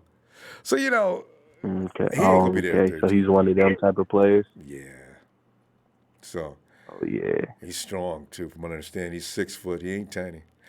Rick, hey, fam, we got to go, though. Let me see you Sunday, huh? All right, for sure. All right, Nige. Good to hear from you. All right. Hey, Rick. Sir, what's good, man? Rick, man, it's all good now, man, because, actually, the draft is always the most fun, and I was feeling like we was obligated to make sure we bring Sanders back. That's just because I get very emotional and sentimental when it comes to players who do a good job for us. I can cut that loose now. He ain't got that much sentimental feeling about us. That boy went to Knowledge and said, where do you want me to sign? Who that? You ain't from Knowledge, man. You can't even say that. Who that? Oh, man. So we ain't got any more Sanders. So we got the draft to work with. Because we only got 4 guys that we know of are going to be healthy on opening day. So I guess our whole attention turns now to what you gonna do with 13 and 31? All right. This is what I think we should do. Because I really doubt, unless something strange happens, because I know early in the draft they're probably going to get 4 quarterbacks probably be taken within the first 6 picks. Right. But we may not. I think probably between the Raiders and probably the stinking Cardinals. I think those main 2 culprits that we have to worry about as far as trying to get CD Lamb and Jerry Jeudy.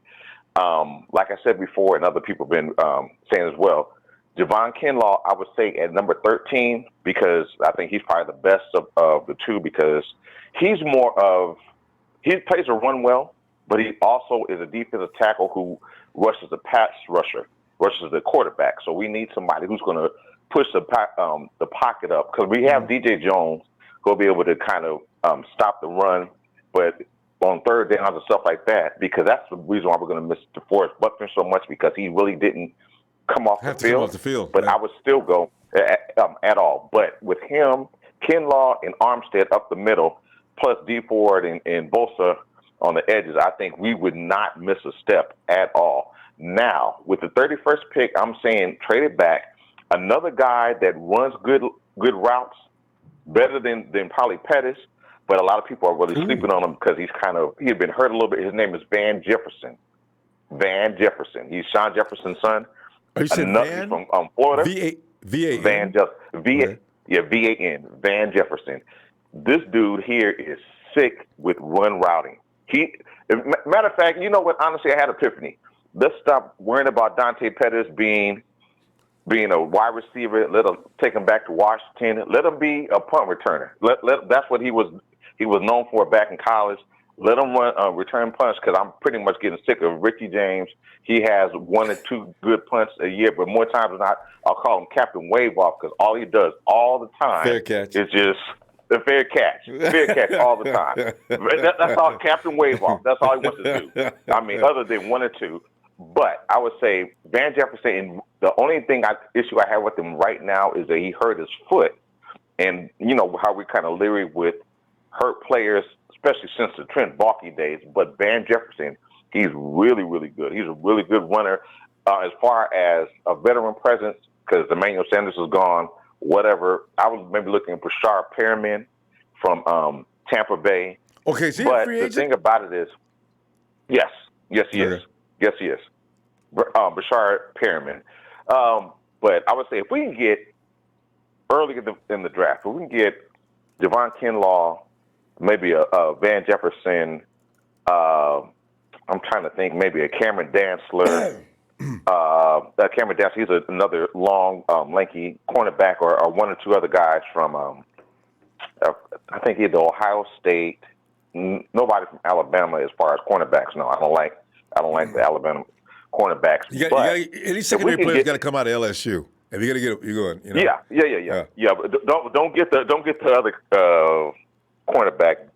But I mean, the thing is, if we can get Kinlaw early, because the thing about it, he's good with the run, he's solid with the run, but he's a rushing defensive tackle, which we need that push up the middle. So then we go back later on. We can get. I'm thinking Van Jefferson should be there later. Second or third round. So what you're saying is, you get Kinlaw, you feel with Jefferson, you fill both voids. I think that's where you're absolutely. Going. And then if we're looking for a speedster, we can still go back with Devin Duvernay. He should be available, I think, in 4th or 5th round. But therefore, we got the speedster. Because I mean, the thing is, we should be fine. But look, big thing. Switch Pettis out of one receiver, and let him be a punt returner or kick returns, because we're tired of it, man. I know I got to go. We got to stop, yeah. Everybody's all pumped up. I can't get anybody to stop. But we got to stop. We got people waiting. So let me see you Sunday, okay? I understand, man. Absolutely. Fam. Niner faithful, Niner empire for life, man. All right, fam. Have a good night. All right. You do the same. Bye. All right. And is it Rick? Oh, yeah, Money Blue. Hey, Money Blue, what's up, fam? Thanks for the contribution. All right.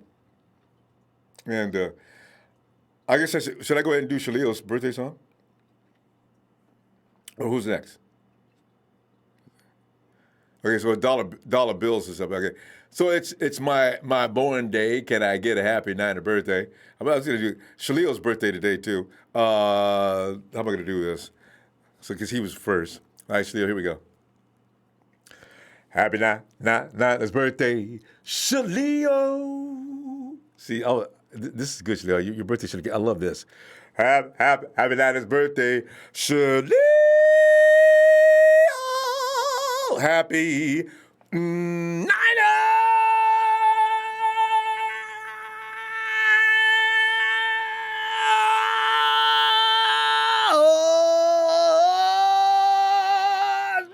My dude, Shaleel, how about them Lambs? How about those Trader Raiders? I should have put that in the song.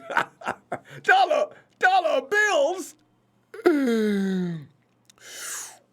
Happy Niner's birthday.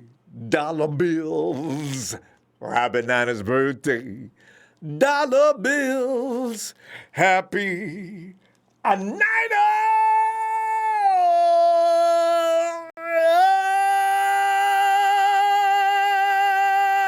That's what he says. Somebody's going to send me a notice from YouTube. Listen, if you don't stop that. Yes! Birthday. Dollar bills. I can't tell you how much fun that is. K. Hendricks. Yo, what's up, man? K, man, I'm all What's up, excited, man, Ronbo? because like I look forward to the draft every year, K, and I'm all excited about it now because now I was feeling like, man, we gotta do something with Sanders, but then again, it was never going to affect the draft because we still got number 13 and number 31. Look at K. Now you don't have Sanders. What you go do now with number 13? What, man? First, man, I'm kind of hot about that, man. I feel like we could have brought him back, but hey, man, rentals are rentals.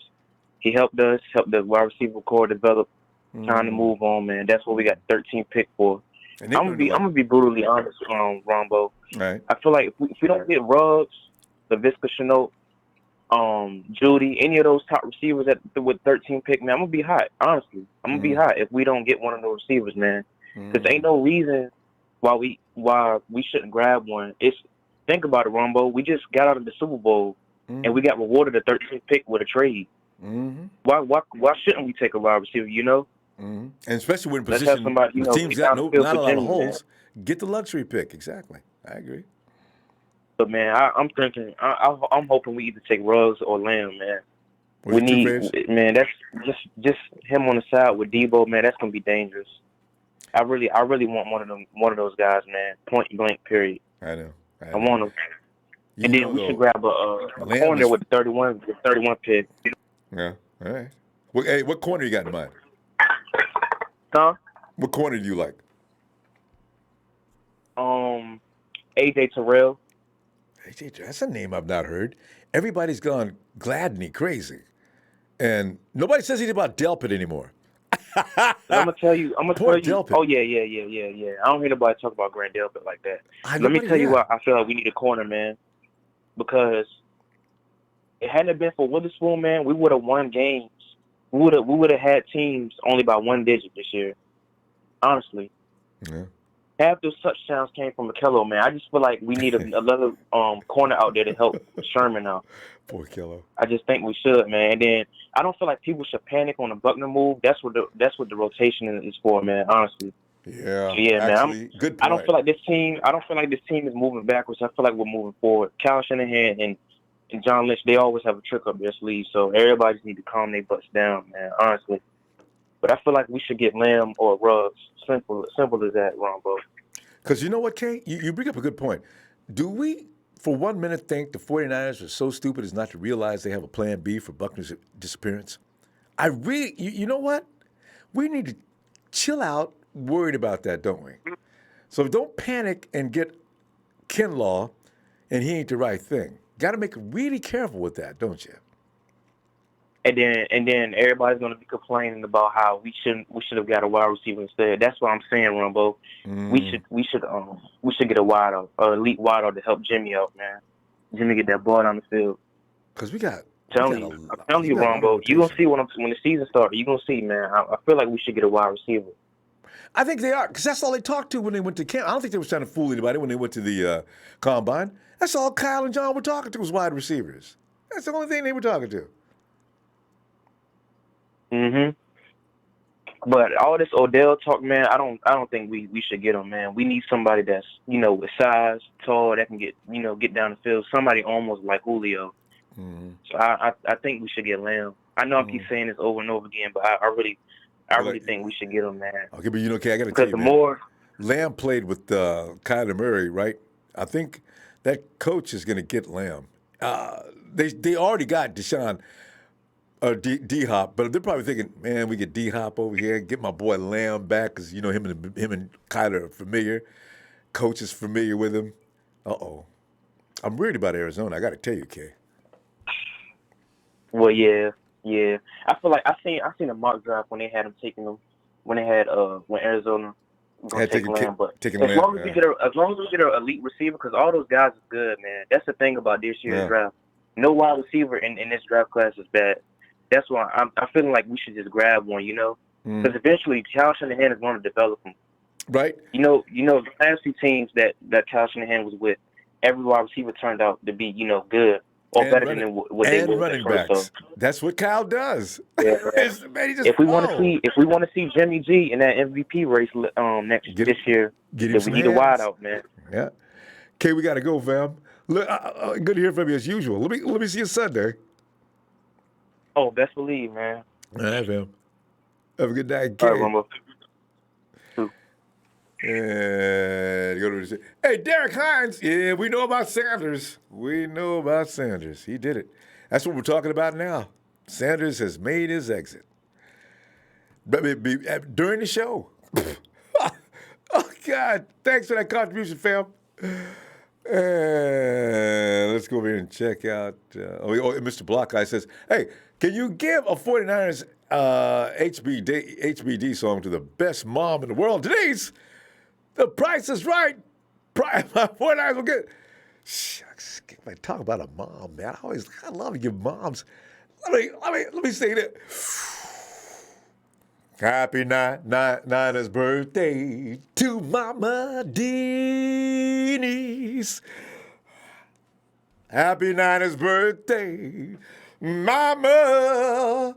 Happy Niners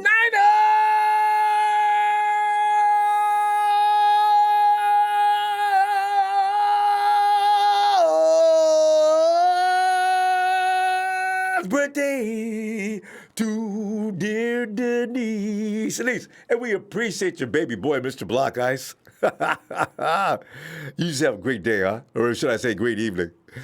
Hey, John Fay out in Cleveland. John was wondering, what are you guys talking about, man? What is this with Sanders? John, now you probably know, right? Yeah, brother. How you doing, Ronbo? Oh, man, I'm doing great. You know, the thing is, though, I'm not fazed by anything anymore. After you get through a shock of DeForest Buckner leaving, nothing else matters. I mean, there's nothing else going to happen that's going to faze me. So, yeah, I'm not surprised that he's over in New Orleans. I saw the title of today's show, man. Yeah. And right in the middle of it, right at the beginning of it, he bails. The Saints.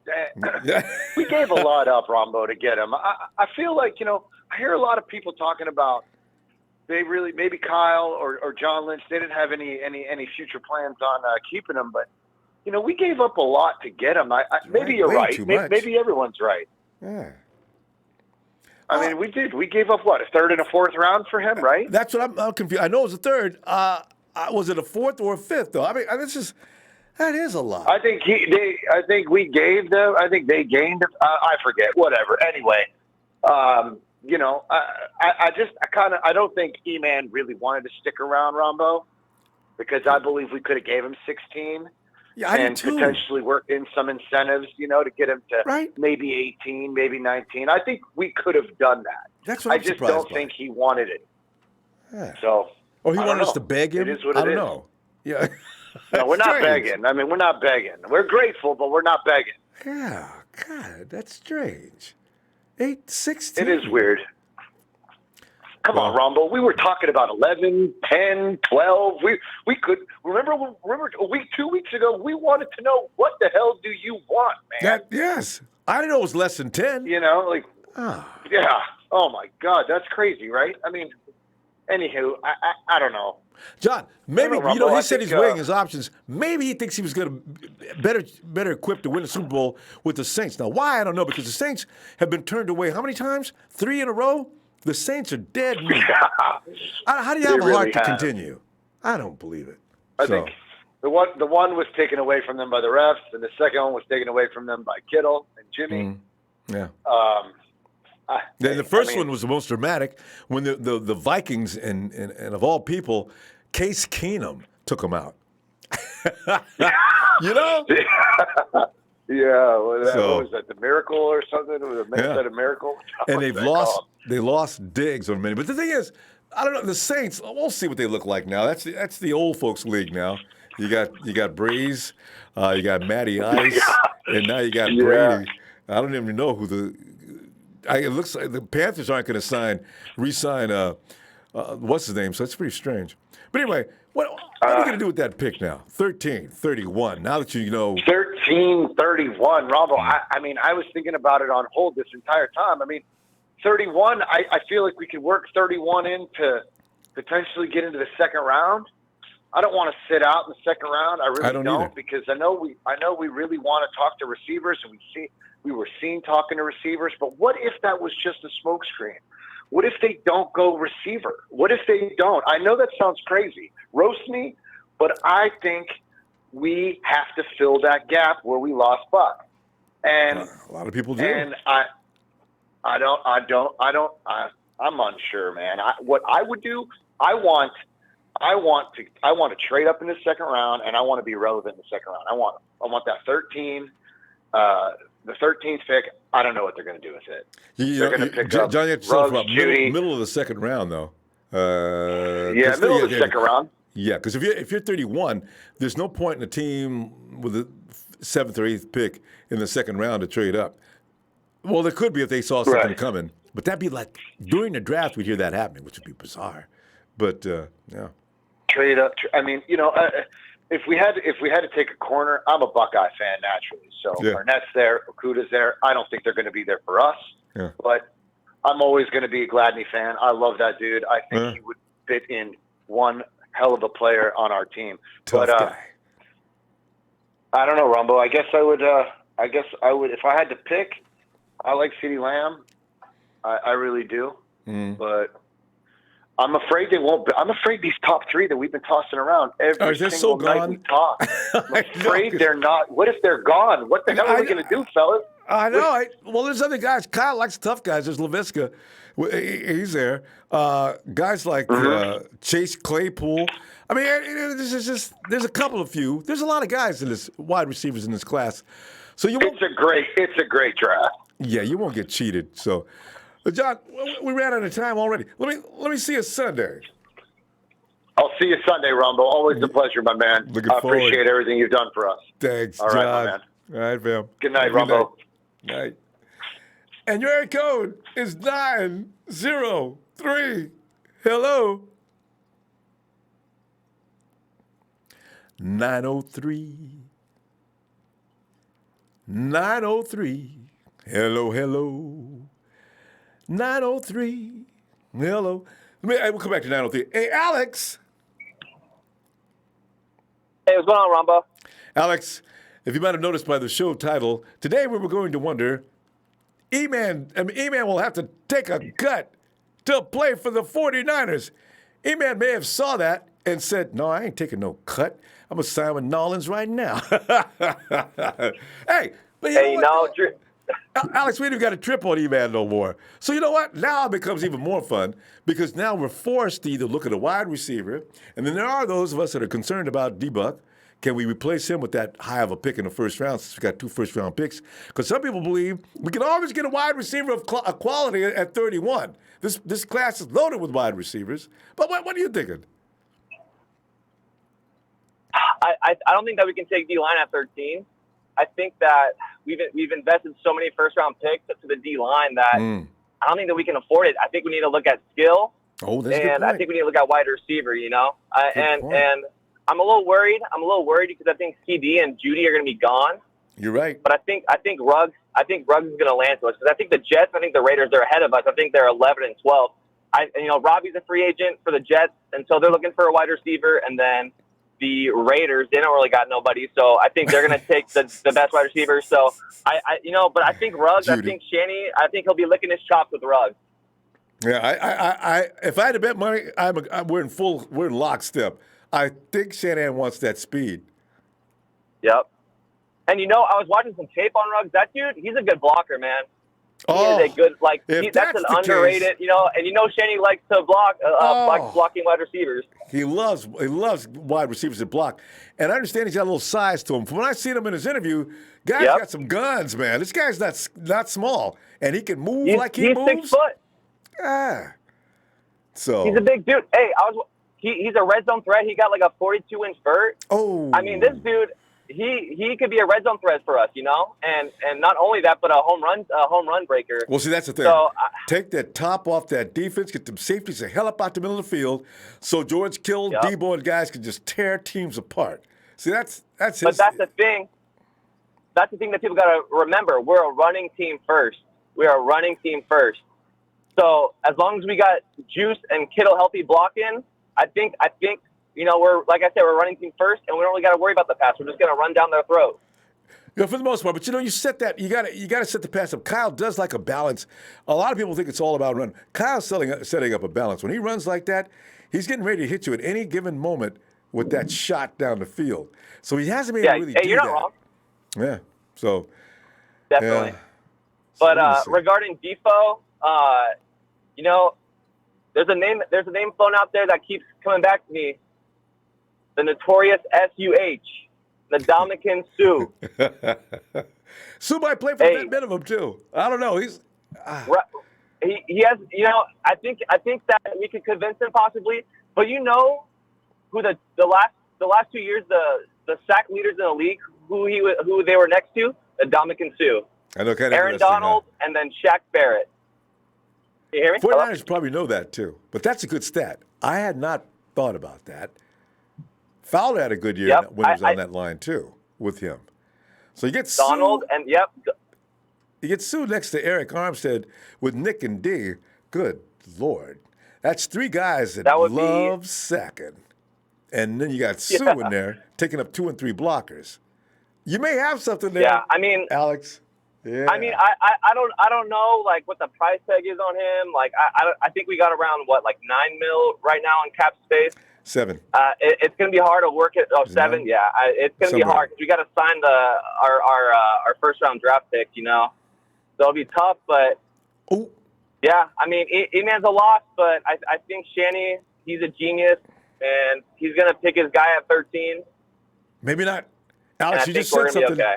You just said something that just may be the 49ers might trade that first round pick to get back in the second and third round. Yeah. And 31 might be their first pick, and probably they think the wide receiver they're looking at, they're probably going to give themselves 2 or 3 choices. One of the 3 choices is going to drop at 13. The 49ers will be happy. Somebody said they're going to hold on to Marquise Goodwin until they find out who they're going to get in the draft. It's because you're going to save money if you don't get that high first round pick, right? Right. It's tough, dude, because I don't know. Like, what if all 3 wide receivers are gone by 13? Then what are we gonna do? Then you're gonna certainly trade out. Like, it's a little risky. Yeah. And maybe we go cornerback because Sherman. This is Sherman's is gonna be his last year. Yeah. He's getting up in age. It's Sherman. He's locked down. He's gonna lock down his half. But we gotta look to the future too. Alex. So it's gonna be an interesting draft. But Alex, we got to go. We're gonna talk more about the draft Sunday. Okay. All right. All right, fam. All right, man. Looking for you then. Hey, go Niners, baby. Yo. Have a good night, Alex. All right, you too. All right, fam. Thanks. Alice. Yo. Alice. What's up, champ?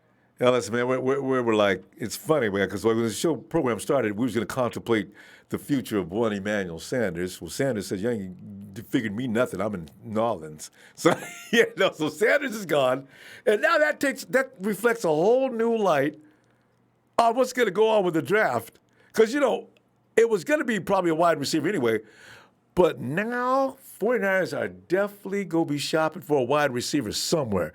If it ain't the first round, it's going to be the second round for sure, or third, or fourth, or wherever they can trade back if that's what their plan is, or number lucky 13. But, Alice, what are you thinking is going to happen?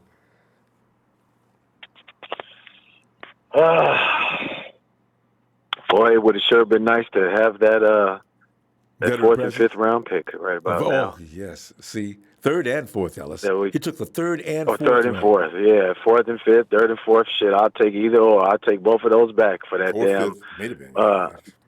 Yeah, but man, shout out to Emmanuel Sanders. He did play. He did come hard and play for us and gave a spark. It did ignite our receiving core and make everybody play better just by him. By his presence, you know what I mean? They were like, shit, we got to get with the program or we're going to be sitting down. So, Dante was the one that ended up sitting down. He's happy as can be. Right. But, I obviously we're getting a receiver now. At least that's what myself and a lot of us, I think, are under the impression of. I'm looking at that guy that was it Isaiah Simmons, that Clemson dude? Oh yeah, I like Isaiah Simmons. I don't Simmons, right? I don't want us to take our eyes off of somebody like that, because I feel like, I mean, talk about filling in for, or at least adding another, element. Aggressive and huge force. I would love to have that man. Even, I hate to say it, even taking him at 13 in the first round, if for some reason we can't get what we want at receiver, I would not. We need to try to get that boy somehow, some way. I swear to you, I wouldn't either. I'm gonna be honest. I would say get that boy and then try to find a way to get Taylor. Huh? Not a tight end in the league would want to be bothered once we got him coached up. Not a tight end in the league wants to be bothered with Isaiah Simmons. That boy, yeah, that boy ain't no joke. So I like the looks of him, and then I'm thinking with that 31st, we trade it off, get some second, third rounds, and we got some other picks already, and we're always doing, stellar. I'm not even going to say decent or good. I want to say stellar in these later rounds. Yep. We have so much more potential left in these other rounds. We got hidden gems and things that, Kyle and John and, our organization they're keeping their eyes locked in on. So I feel like if we can get that big guy from Clemson, find a way to get a receiver, and if we end up not getting, finding a quality enough receiver, then let's get one of these free agents. I've seen, we can get that guy from the Patriots. I can't remember his name right off the top of my head. Bennett. Yeah. He played am I with the saying his Cowboys. name wrong? What the hell's Bennett? his name? What? Michael? No. What's the guy's name? I'm saying his name wrong. The guy that's on the Patriots, that wide receiver. I'm not even saying his name wrong. Right. What's the guy from the Patriots that we were talking about the past couple of days? A couple of our guys brought him up. Anyway, it's that receiver from the Patriots that Tom had. We were talking about. He has a similar name to a player that was in the NFL in the past. I can't fucking remember him off the top of my head.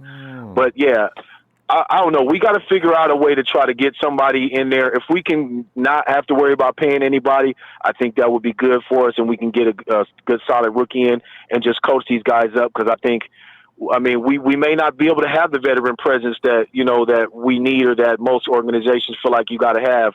We missed out on the the DeAndre Hopkins sweepstakes, and I sent you a video where I seen him and Rico Suave get into it.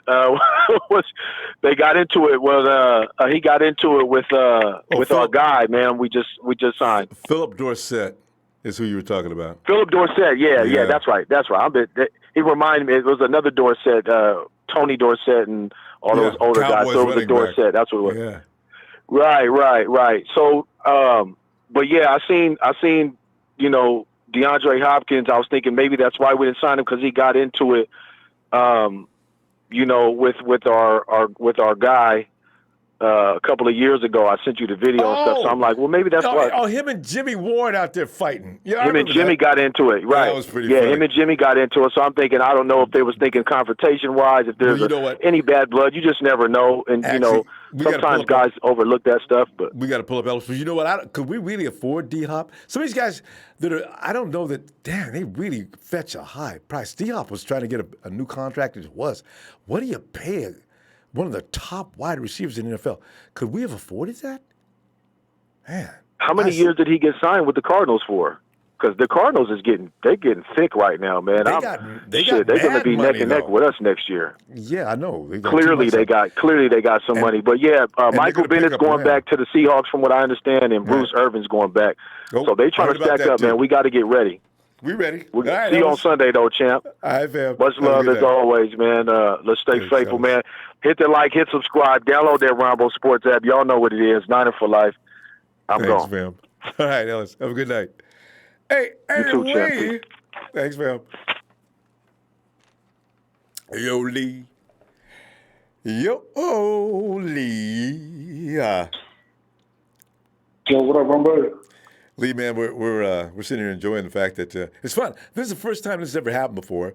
You start the program off with a certain subject matter, and the subject matter ends up leaving you in the middle of the show. No longer. We're taking his name off the locker if they didn't already, but there is no Emmanuel Sanders in the 49ers future. So now it puts a little extra emphasis. Now, see, the pressure increases, Lee. If you were thinking about getting a guy like somebody to replace maybe DeForest Buckner with number 13, or anything else that you were thinking, now you do need to concentrate on trying to find a wide receiver, because last time I checked, there was 4 guys. As I mentioned, Debo, KB, Dante, and Richie. Those are the guys you can be sure of. Now, Trent Taylor, we don't know, as you know. Jalen Hurd, a back injury is a serious thing. Be great if he could come back, because Jalen Hurd's a bad dude. We already know Trent Taylor, nobody can cover him. So, but what if they don't come back? So now, what do you do with the draft now? It's serious. No Sanders. Yeah, I think we needed the 31st pick. They're obviously already looking at receivers, and they're looking at like guys like Jalen Regal, and there was another guy. I can't remember which one it was. And they were looking at also, they'd already planned ahead for this and knew that they're probably going to move on from Defo too, because they bring in that guy from TCU, the defensive tackle Blacklock, Ronbo. So it's going to be interesting, because now they can actually pick maybe one of the best receivers in the draft and not have to wait until the late first like we every year after year before they made their trade. Yes, and obviously, like, I think if we're going to pick receiver, the safest and best players is I like CeeDee Lamb and then probably Jerry Jeudy. But Lee, do you think the Cardinals are going to pass on CeeDee Lamb though? Well, they were favored to take CeeDee Lamb, but then when they made that move in free agency and they got DeAndre Hopkins. So true, but would you? They don't really need to go. They need an offensive line. Yeah. If you had both, that'd be exceptional. Like, they'd have the best receiving corps in the entire league, Ronbo, because they've also got 2 young guys they drafted last year, and they drafted Christian Kirk the year before that. They got Fitzgerald. I forgot about Kirk, man. That'd be crazy. God, they got a really outrageous offensive crew already. Yeah, and they got Hakeem Butler and Andy Isabella last year, Ronbo. So they got a receiving corps coming over years, I thought they cut Hakeem. No, I mean, they got that. Nah, I think he's still on the squad. I'm pretty sure they still got him. He was having troubles last year, but anyway. I think it was too high in the draft for them to just cut him. And he was a rookie, so they probably just give him more time. Yeah, because if Dante gets more times, Hakeem should certainly be able to get some too. I'm sorry, go ahead. Well, I thought they'd get CeeDee Lamb, Ronbo, but now that they got DeAndre Hopkins, they might go and get their tackle, to help the offensive line and protect Kyler Murray. So they could go either way there. They could go O-line or wide receiver. Then you got the team like the Jets. I think the Jets are going to go wide receiver. I think they wouldn't pass on CeeDee Lamb or Jeudy either, because they don't even have a number 1 for Donald at all, because they got rid of Robbie Anderson, right? And free agency. Yeah. You think the 49ers are interested in Robbie Anderson? Nah, I don't think so, because I think they're going to pick a guy in the draft. I think they're going to save money, and they can get a young guy, There was more potential. Yeah, no free agents. I do not see another free agent signing. No. Unless it's one of ours. And we've signed all of them. The only talk with a free agent is OBJ, but I don't even know if we've got the money to make that move, and I think we'll probably have to give up a bit to get him, so I think it's probably just safer to get someone in the draft, Yeah. They've got to stand pat. They can't give up any more next year's draft picks or anything like that. Just roll with what you got and see if you continue to build through the draft. Absolutely.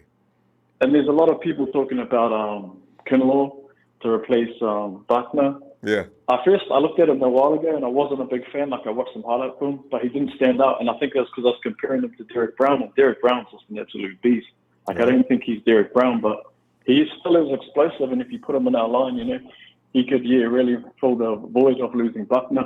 I think Kinlaw, because if you look at the defensive tackles, he's good. Yeah, I like him, but I'd rather have CeeDee or Jeudy. But I just think if you're going to go defensive tackle, it's better to pick him than to wait until pick 31, because there's a big drop-off in that position. Like, the next defensive tackles, they're nowhere near as good. Yeah, I know, right?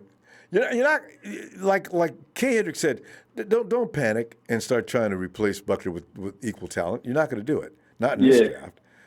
I think just take BPA, go best player available, If Jerry Jeudy and CeeDee fall, then take them.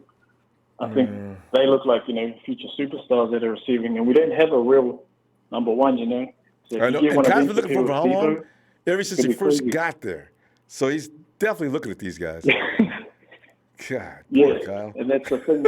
And then I heard a caller say before, Ronbo, he said CD, which I agree, but he said get AJ Terrell out of Clemson. Yeah. And I heard another caller a couple of days ago. That's the guy you don't touch. He must have thrown Corona on him. You don't want to touch him. I'm telling you. How come? Real quick. How come? He's the guy I told you a couple of weeks ago, Ronbo. Like physically, he looks like the perfect skin kid. He's big. He's fast.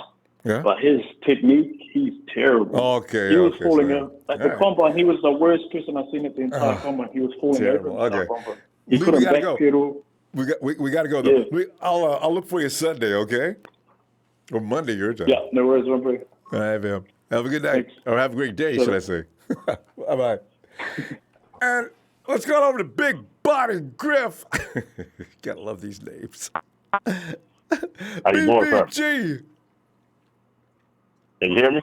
I can hear you, Griff. I can hear you real well. And Griff, tonight, how you doing tonight? Oh, Griff, we got to abandon the opening subject was all about E-Man. E-Man said, don't worry. Yes, I'm in Nolans. Don't worry about E-Man. Y'all already been saying the whole time E-Man was leaving. Yeah. Y'all we had already a feeling he was said going to do that anyway. Yeah, from the first time y'all saw him on the pictures with all the Lamborghinis and all them or whatever he had on. He was already gone. Don't worry.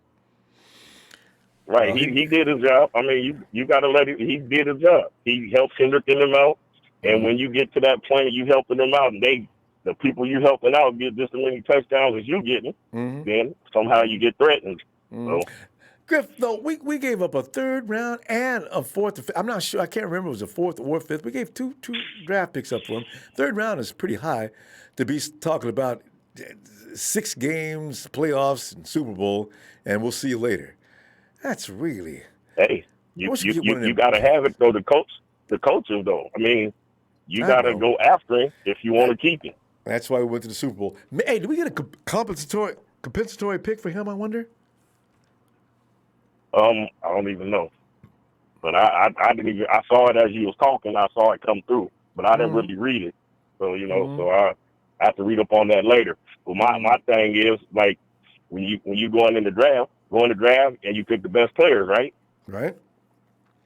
So when you pick the best players, if 1, 2, or 3 ain't there, then you go after what you need to get. So I look at it like this. I would rather have. I would take Lamb. I would take Ruggs. I take Ruggs over all of them because of the speed wise. Right. But then I would take Judy too because of the route running. But if you want to put it and you actually going to keep Marquise Goodwin, then I would throw Ruggs on the other side because who you going to guard? Oh, what a nice sight. And put Debo in the slot now. Right. Let him George Kittle at the T. Right. Oh, you talk. And I got Mostert and whomever in the back. Oh, my goodness. Oh, that's just heaven.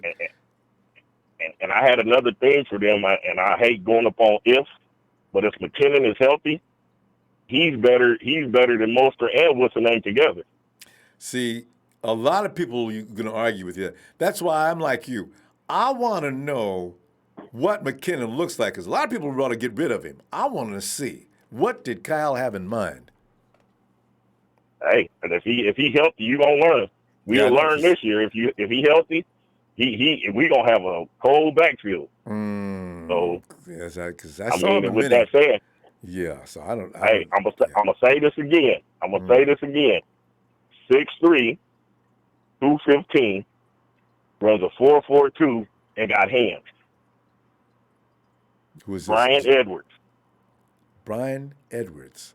All right. What school? I'm telling you. Did you go look at the highlight? He came from the same school as Debo. Oh, right. That's right. We talked about that last time. I wrote his name down, I'm pretty sure. Yes. I haven't got a chance to look at him yet. Hey, I'm telling you, go look at him. Hey, man, he's just like Debo, but he's 3 inches taller.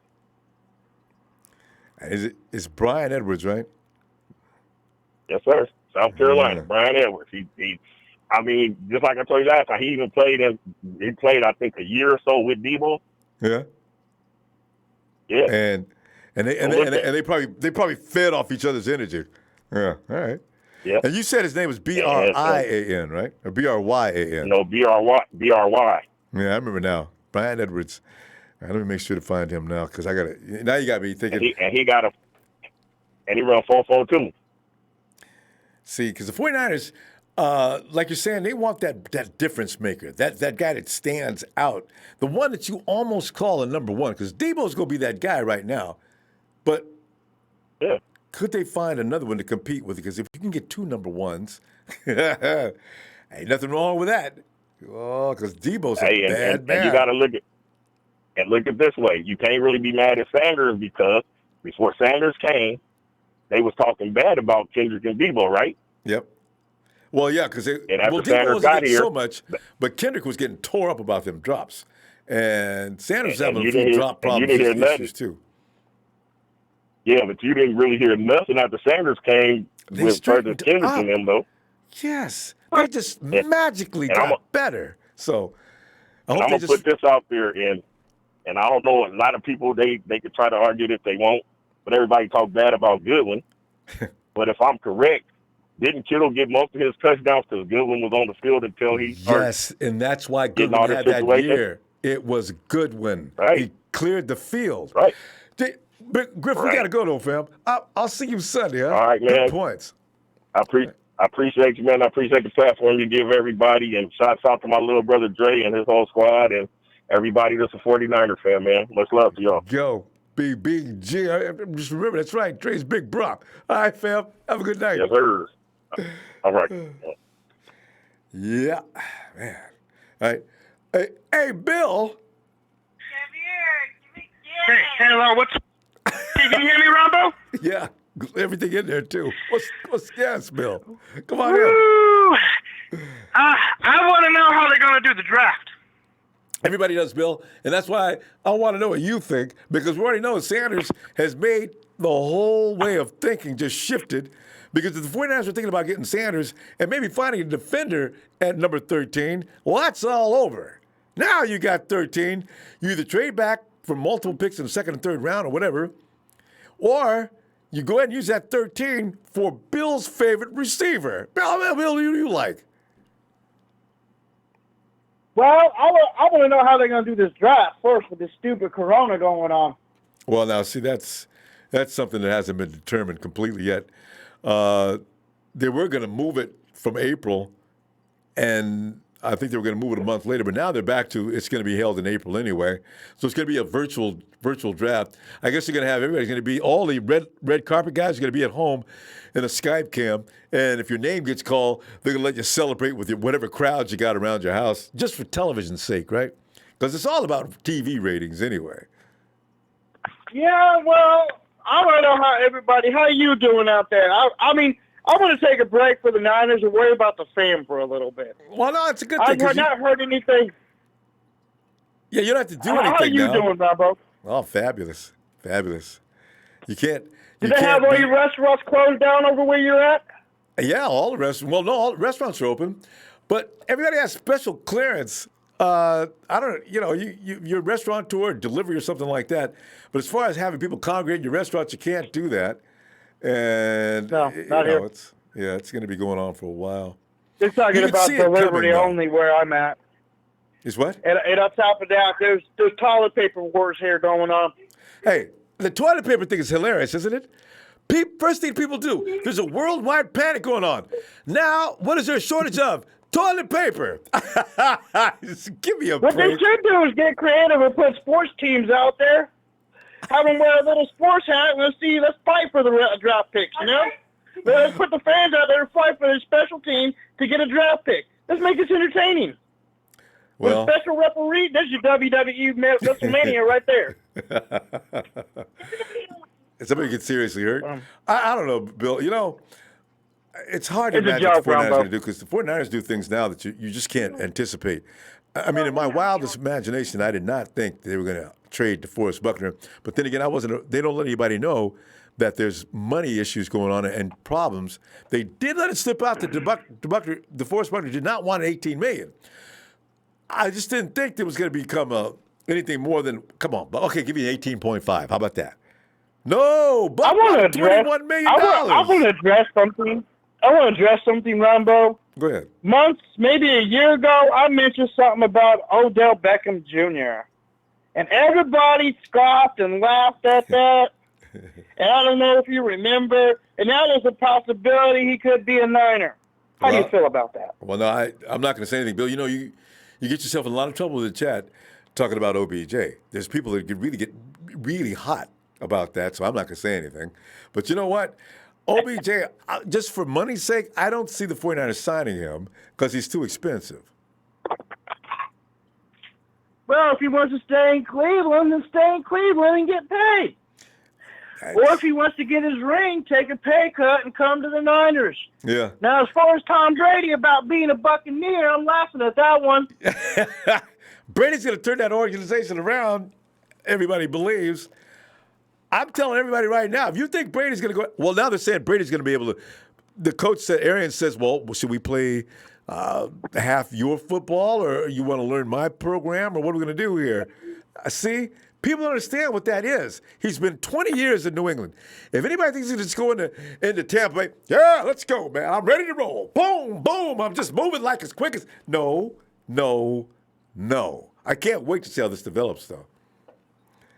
It's going to be bad in Tampa. I mean, there ain't no fixing that. They ain't got a defense, no good defense, no good offense. I mean, Brady was better just to retire. No offense. That's what Belichick said. Bill, we're out of time. Man, Bill, let me see you Sunday, and maybe something will leak out of Santa Clara because we don't find out nothing. Man, those guys are so good at keeping things quiet. Anyway, we'll find out.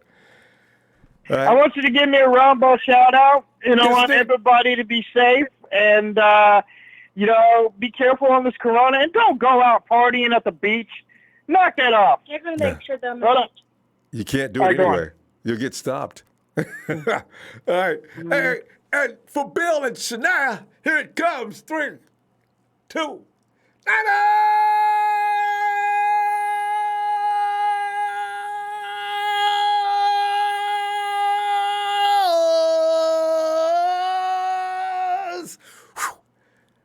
Y'all have a good night, will you please? Yeah, and no more partying at the beaches, guys. Stay home. Hey, y'all have a nice night. You too, Bill. Yeah, that thing in Florida, spring break, boy, everybody comes rushing out to the beaches of Florida. They're just partying up. Police come out there. What the hell are you doing? You kids get off the beach now. Hey, there he is, the Iron Sheik. What's up, Ronbo? I'm at the beach. What's going on? Out there roasting up crabs and lobsters and throwing back brews all up in each other's face. Police rushing running on the field. Too, Ronbo. Come on down. We're laughing, but it's serious. I think the police will beat you if you do this. No, they can't. No, I know. Well, no, they're probably wearing a mask, because it's so serious right now. God, Cuomo would God, he'd probably come down and visit you in jail. Hey, what were you doing? No matter, you may be the governor, but this is still America. You guys are way out of line, and I need to be let out of this jail. What's the charge? Stay right there. You can't even sit next to each other, Ronbo. That's how bad it is over here. God, man. Anyway, wrong. Hey, it'll all be over soon. Yeah. I really think this may work. You know what I mean? As soon as this condition flatlines and we stop having jumps every day and people getting sick, they'll finally lighten up because this is scary stuff. Dang. Yeah. Still unfortunately. And just, by the way, Ronbo, like on the draft question, what's going to happen? Yeah, it's going to be all Skype related. If you guys ever watch like the MLB draft, it's like the 32 teams on their phone, but it's going to be all closed doors, and it's going to be Skype related. And you see it on the NFL Network. If you watch the NFL Network right now, that's it's all they're doing. Skype. That's how it's going to look. Jimmy Kimmel, everything is on. Even Trevor, all these guys are all on Skype now. Skype must be loving it. Yeah. Oh God. But Roger Goodell can't squeeze and hug guys after they're picked now. That kind of takes a little bit away from them. Yeah. Virtual hugs, maybe. They'll have like Madden. Yeah, we can just do virtual. they don't make an app. You know that app that you wanted to slap somebody in from the app. You know, don't make a virtual hug. For a hug. I'm still working on it. I'm still working on an app, Sheik. I'm gonna make billions off of that. You know how many people want to slap somebody? Right? Yeah, I remember that. All the Raider fans, Rams, all that. But Robo, let's talk about the 49ers. What's going on today? You know, Emmanuel Sanders. We talked about this many times. You know, we both agreed we wanted Ward, wanted Armstead back over Sanders. Yeah, Sanders is a great leader. He definitely showed up. You know, we got it. And a lot of guys in the fan base are like, we should go get a wide receiver. No, we should get Kinlaw. I'm gonna say Will, Razor. Who else? What's another name? Oh my God, I forgot your name. But yeah, those guys want Kinlaw. We're not getting Kinlaw. Yeah, there's a lot of them. Yeah. There's a lot of them that want him. He looks good. Don't get me wrong, but we need that wide receiver, and it shows right now what's going on. And people, well, CeeDee Lamb, Jerry Jeudy is not going to be available. You know, Raiders are going to get one of them, and Jets might get one. I was like, well, then we just have to trade up. Oh. Hey, Sheik, just real quick, I just realized something. If the Cards take CeeDee Lamb like it's anticipated, and the Raiders take Jeudy, that leaves Ruggs. I don't think he'll get to third. Well, 5, 6, 7, 4. How many guys do you think will be quarterbacks? 4 in the first round, then 2 more. That's not going to get into double digits. I don't know who they're going to have available at 13. But go ahead. Well, I don't think the Arizona Cardinals are going to get a wide receiver because they already got Hopkins already. Yeah. I think they're going to get a tackle. I think that's what they need to fix that line because they're terrible. And if you have a franchise quarterback they have in hand, and you have all that wires, you got to give them time to throw to those guys. Yeah. That's why I look at the Jets as well. They have no O-line. They lost Snell. They lost Beachum. They need definitely a tackle, but there's a potential they might just go be dumbasses like they are because they just don't know how to run, just like the Lions, for example. They don't know how to do. So they might go get a wide receiver. That's why you don't play around. Just go get your guys. Just go get them. Dumbass GMs. There's always a way. Yeah. But I'm going to say right now, Ronbo, there's a chance that OBJ might be our guy. I can see it now. Like, I could see the 31 pick being straight up, and then the offensive tackle for the 13 pick to replace Staley to have an understudy until when Staley retires, and then have him taken over. And then McGlinchey could swap positions if they really want to. Sheik, so you do know I can see that as well. How much time is left on OBJ's contract? He has 2 or 3 years left, what I'm hearing. And then people say, well, how about... What's his tab? What's his money like every year? I mean, how hard is he going to hit the cap? Have you looked into that? I heard like 10 or 12 million. Oof. But the thing is, we do need that cap, but we could cut some guys. Right now, we could, sad to say, sorry, Trez, we're Solomon Thomas. We could trade him, and give him a bag of chips and get saving some money. We could go trade Goodwin. You could save $3 million. We could go trade all these other guys. Sheik is going dollar by dollar. He's going to get it all figured out. Hey, man. Sheik, you got to go. I'm trying to be what Parag is doing, man. I know. I'm trying, but it's hard. That shit is difficult, man. Sheik, you know what? I haven't figured out mathematically. I'd love to hear Phil say I'm going to do that. Have that done by Sunday. I'd love to hear from you on that. Of course. Shout out to everybody. Shout out to the faithful. Shout out to the Ronbo fan club chat. And shout out to the chat as well. And Ronbo, you taking it down. Like always. Faithful, hit that like for Ronbo sub, download his app, and follow all platforms that he's at. Go Niners. Let's go. Thanks, Sheik. See you Sunday, fam. Later, bro. See you soon. That's it, man. That's it. Bringing Odell. The 49ers would love to have him, I'm sure. Man, I just can't. Hey, Hayden. Hey, Ronbo. Hayden, how you doing? Good. So it was about Emmanuel Sanders, and he just yeah, right. He just changed the whole program. Nope, right in the middle. He's like, oh yeah, you're talking about me. Well, guess what? I'm gone. God, how rude of him. Well, Hayden. Well, you know what though? He's shifted the thinking in Santa Clara. I can't imagine what Kyle and John are thinking, but you got to figure. If they weren't real concerned about the wide receiver selection in the draft, they're probably saying, well, I guess we might as well get real serious about what we're going to do with the draft as far as wide receivers go, and not be concerned anymore about coming up with enough funds to get Emmanuel Sanders. So, Hayden, what's going to happen? 13 and 31 have taken on a whole new complexion. What are you thinking? So basically, I was fine about Emmanuel Sanders leaving because we just needed Kendrick Bourne and Debo to kind of step up, and that's what we needed from him. Well, okay. Because now you don't have him, so you got a void. Because Hayden, you know what's funny? At one point, we had too many wide receivers because you got Trent Taylor coming back and Jalen Hurd. I don't know how long they're going to last, but you pretty much had too many wide receivers anyway. Now you don't. You can actually draft one and get one of high quality. Yeah, and how much cap space do we have? Because I was looking at Dominica's. I got to look at it again because I know we're going to spend extra. We're going to play nearly $7 million in the draft, and whatever the total was, which I'm not sure about to begin with. So it's going to be kind of expensive to draft, especially if you get a first-round pick. And there's not a lot of money left, Hayden. I don't know about Sue. You like the Ndamukong Suh possibility too, huh? Yeah, because just thinking about it, he wouldn't completely replace DeForest Buckner, but it would kind of be a fill because I really hope they're just like, oh yeah, we're just going to give away DeForest Buckner and not get anything for him. I really hope that it's not like that.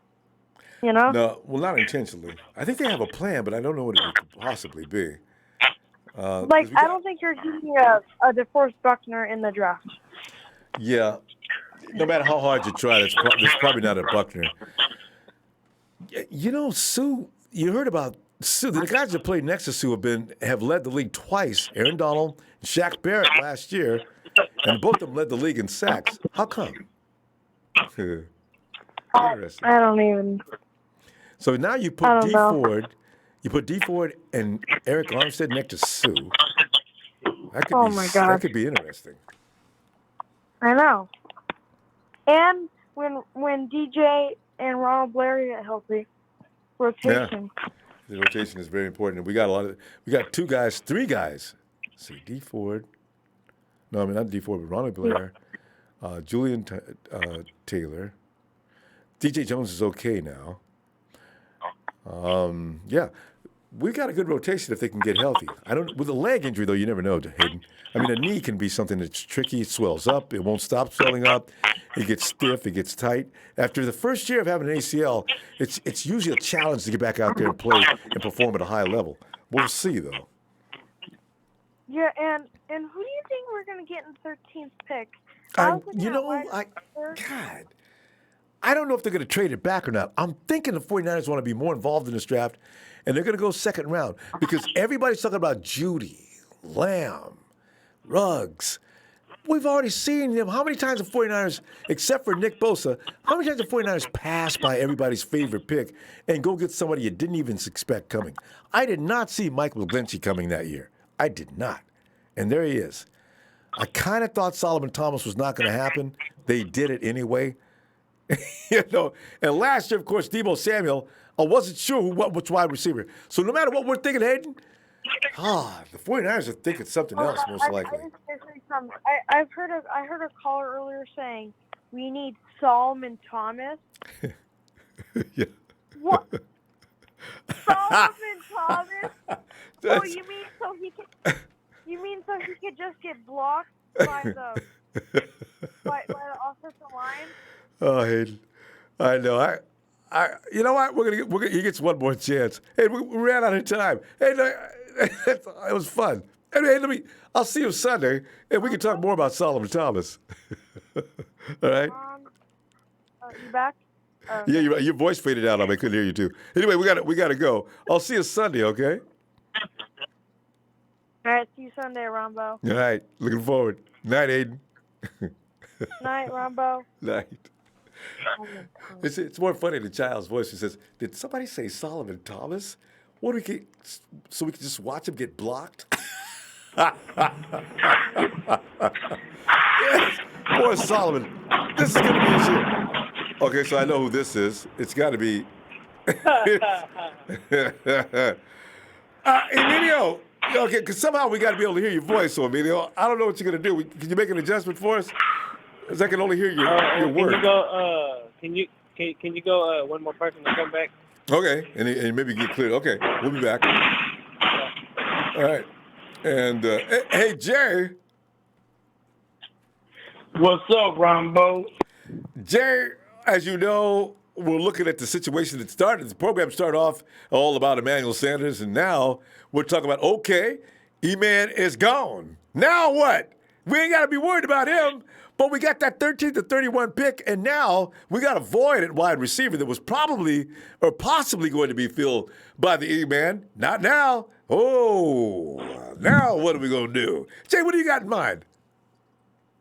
Man, I think Kyle and John got a plan, man. I think they feel like they set it wide receiver. I think when they had them two injuries with Trent Taylor and Jalen Hurt, they was pretty much panicking as far as because our receivers wasn't catching the ball at first during earlier the season, so they had to make adjustment and get Emmanuel Sanders. That's why I believe they went and got traded our third and fourth pick to get him. So. So I think Emmanuel came in and told him, don't put lotion in your hands before the game unless you go use gloves, y'all, because they didn't know. Exactly. God. Exactly. Yeah. So, I think, what I'm saying, I'm really appreciative of Emmanuel Sanders. He came in, he balled out, you know what I'm saying? He did what was asked of him. And it sucks that we weren't able to re-sign him, but they know what we had at cap. We need to stay above float.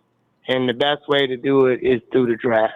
Absolutely. You know what I'm saying? Great teams do it through the draft. So you I believe. Yeah, who you got in mind? No, to be honest with you, the dude really kind of hit on the few callers back saying Isaiah Simmons. I think that'd be a really great pick. Ooh. You know what I'm saying? And don't be surprised, because the 49ers be doing this kind of thing. Everybody's looking at one direction, 49ers go the other way.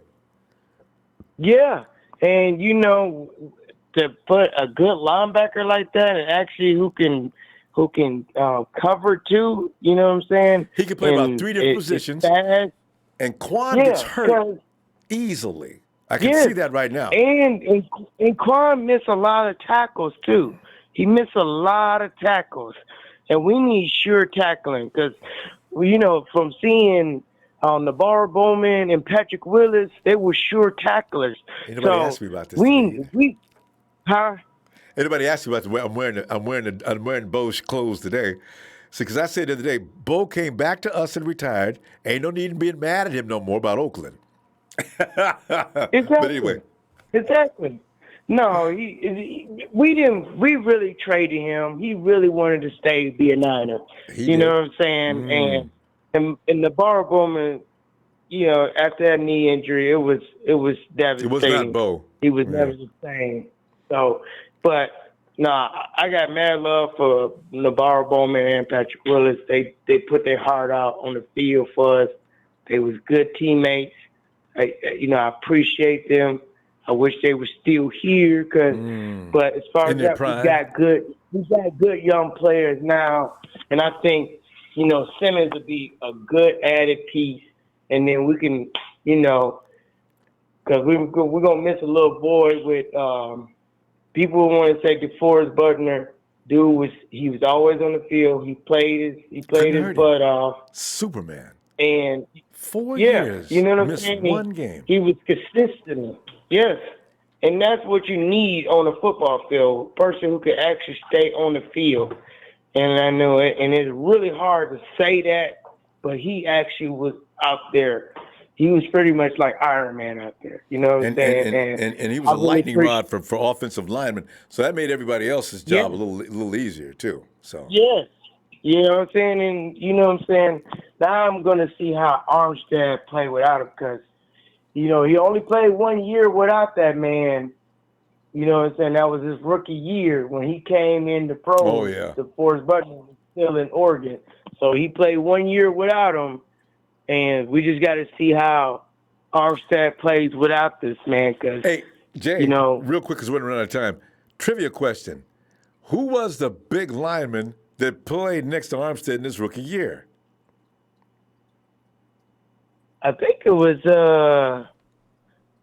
was it He went to Green Bay a little later.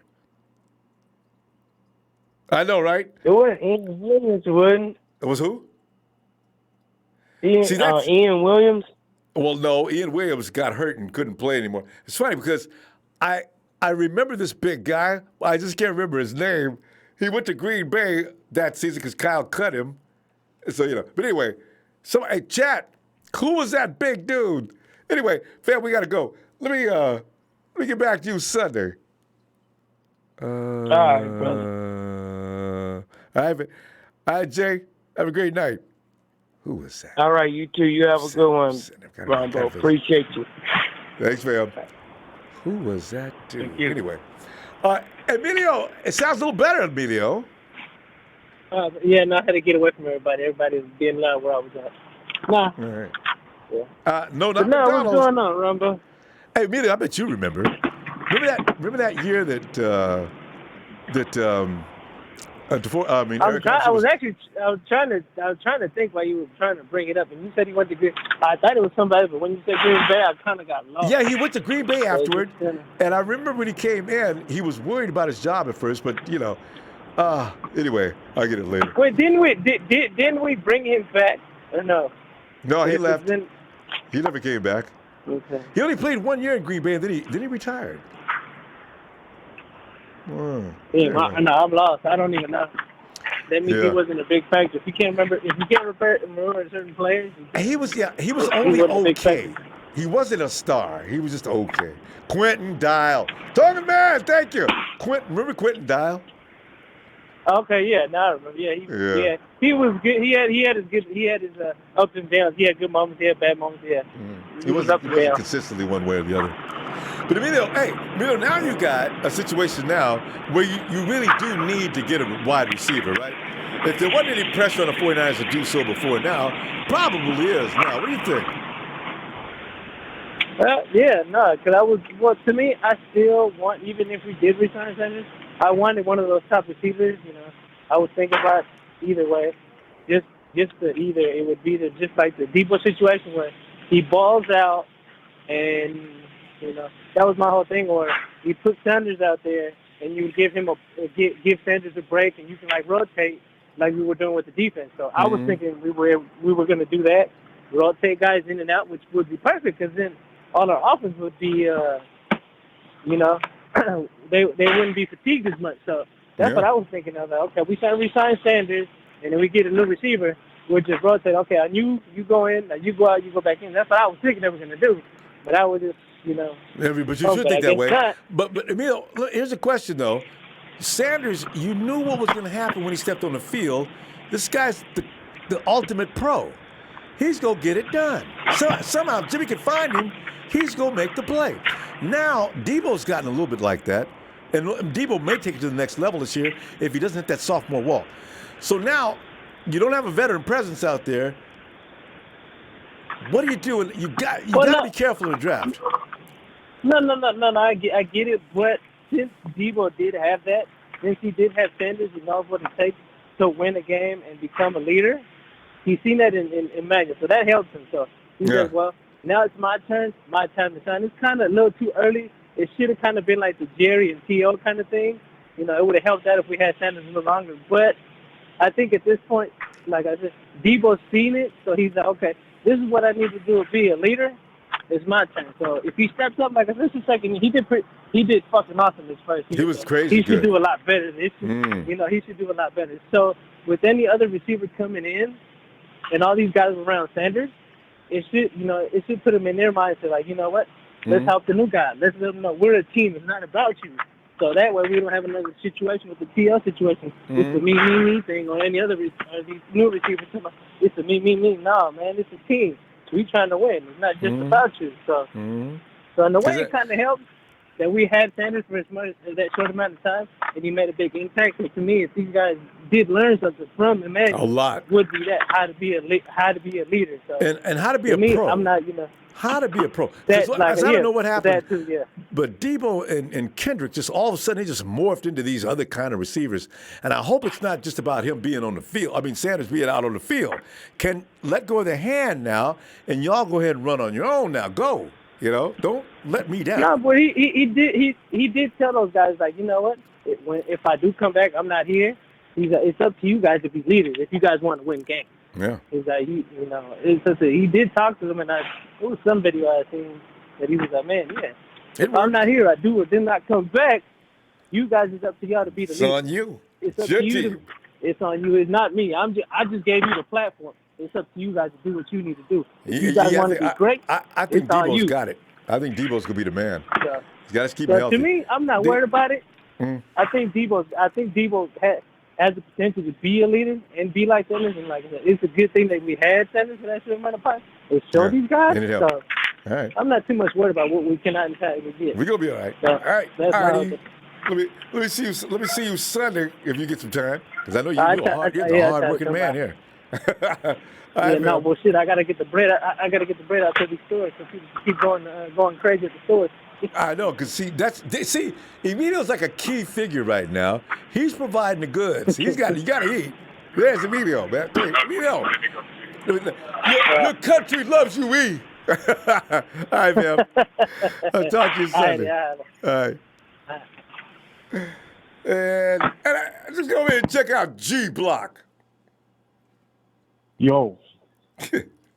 G Block, we ain't talked to you in like a long, long time. What's up? Hey, hold on, though, man. How you know that was me? Yeah, because you're G Block? Oh, you mean the phone? Okay. You got the same phone. Yeah, I respect it.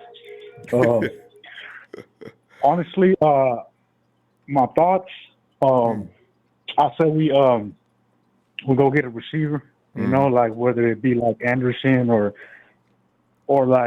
we wait for the Eagles to release Alshon, because I know they're trying to trade for him, but I know if they don't trade for him, if no one is interested, I'm pretty sure that once they release him, we could just get him, you know, probably like just a 1 year deal or something, you know what I mean? Because he's a veteran. A 6 month deal. Because Alshon, he ain't played a whole season in, God, how long? Well, I guess that year they went to the Super Bowl, he stayed out there the whole year. But Alshon struggles.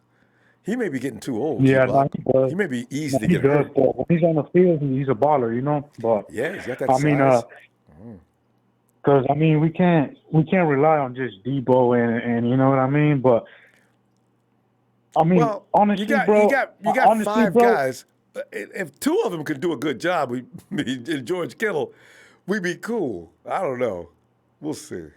Yeah, man. I just want that that number one receiver that's a straight dog. You know what I mean? But hey, everybody's tripping about that. All these receivers ain't gonna be available at 13. Come on, man.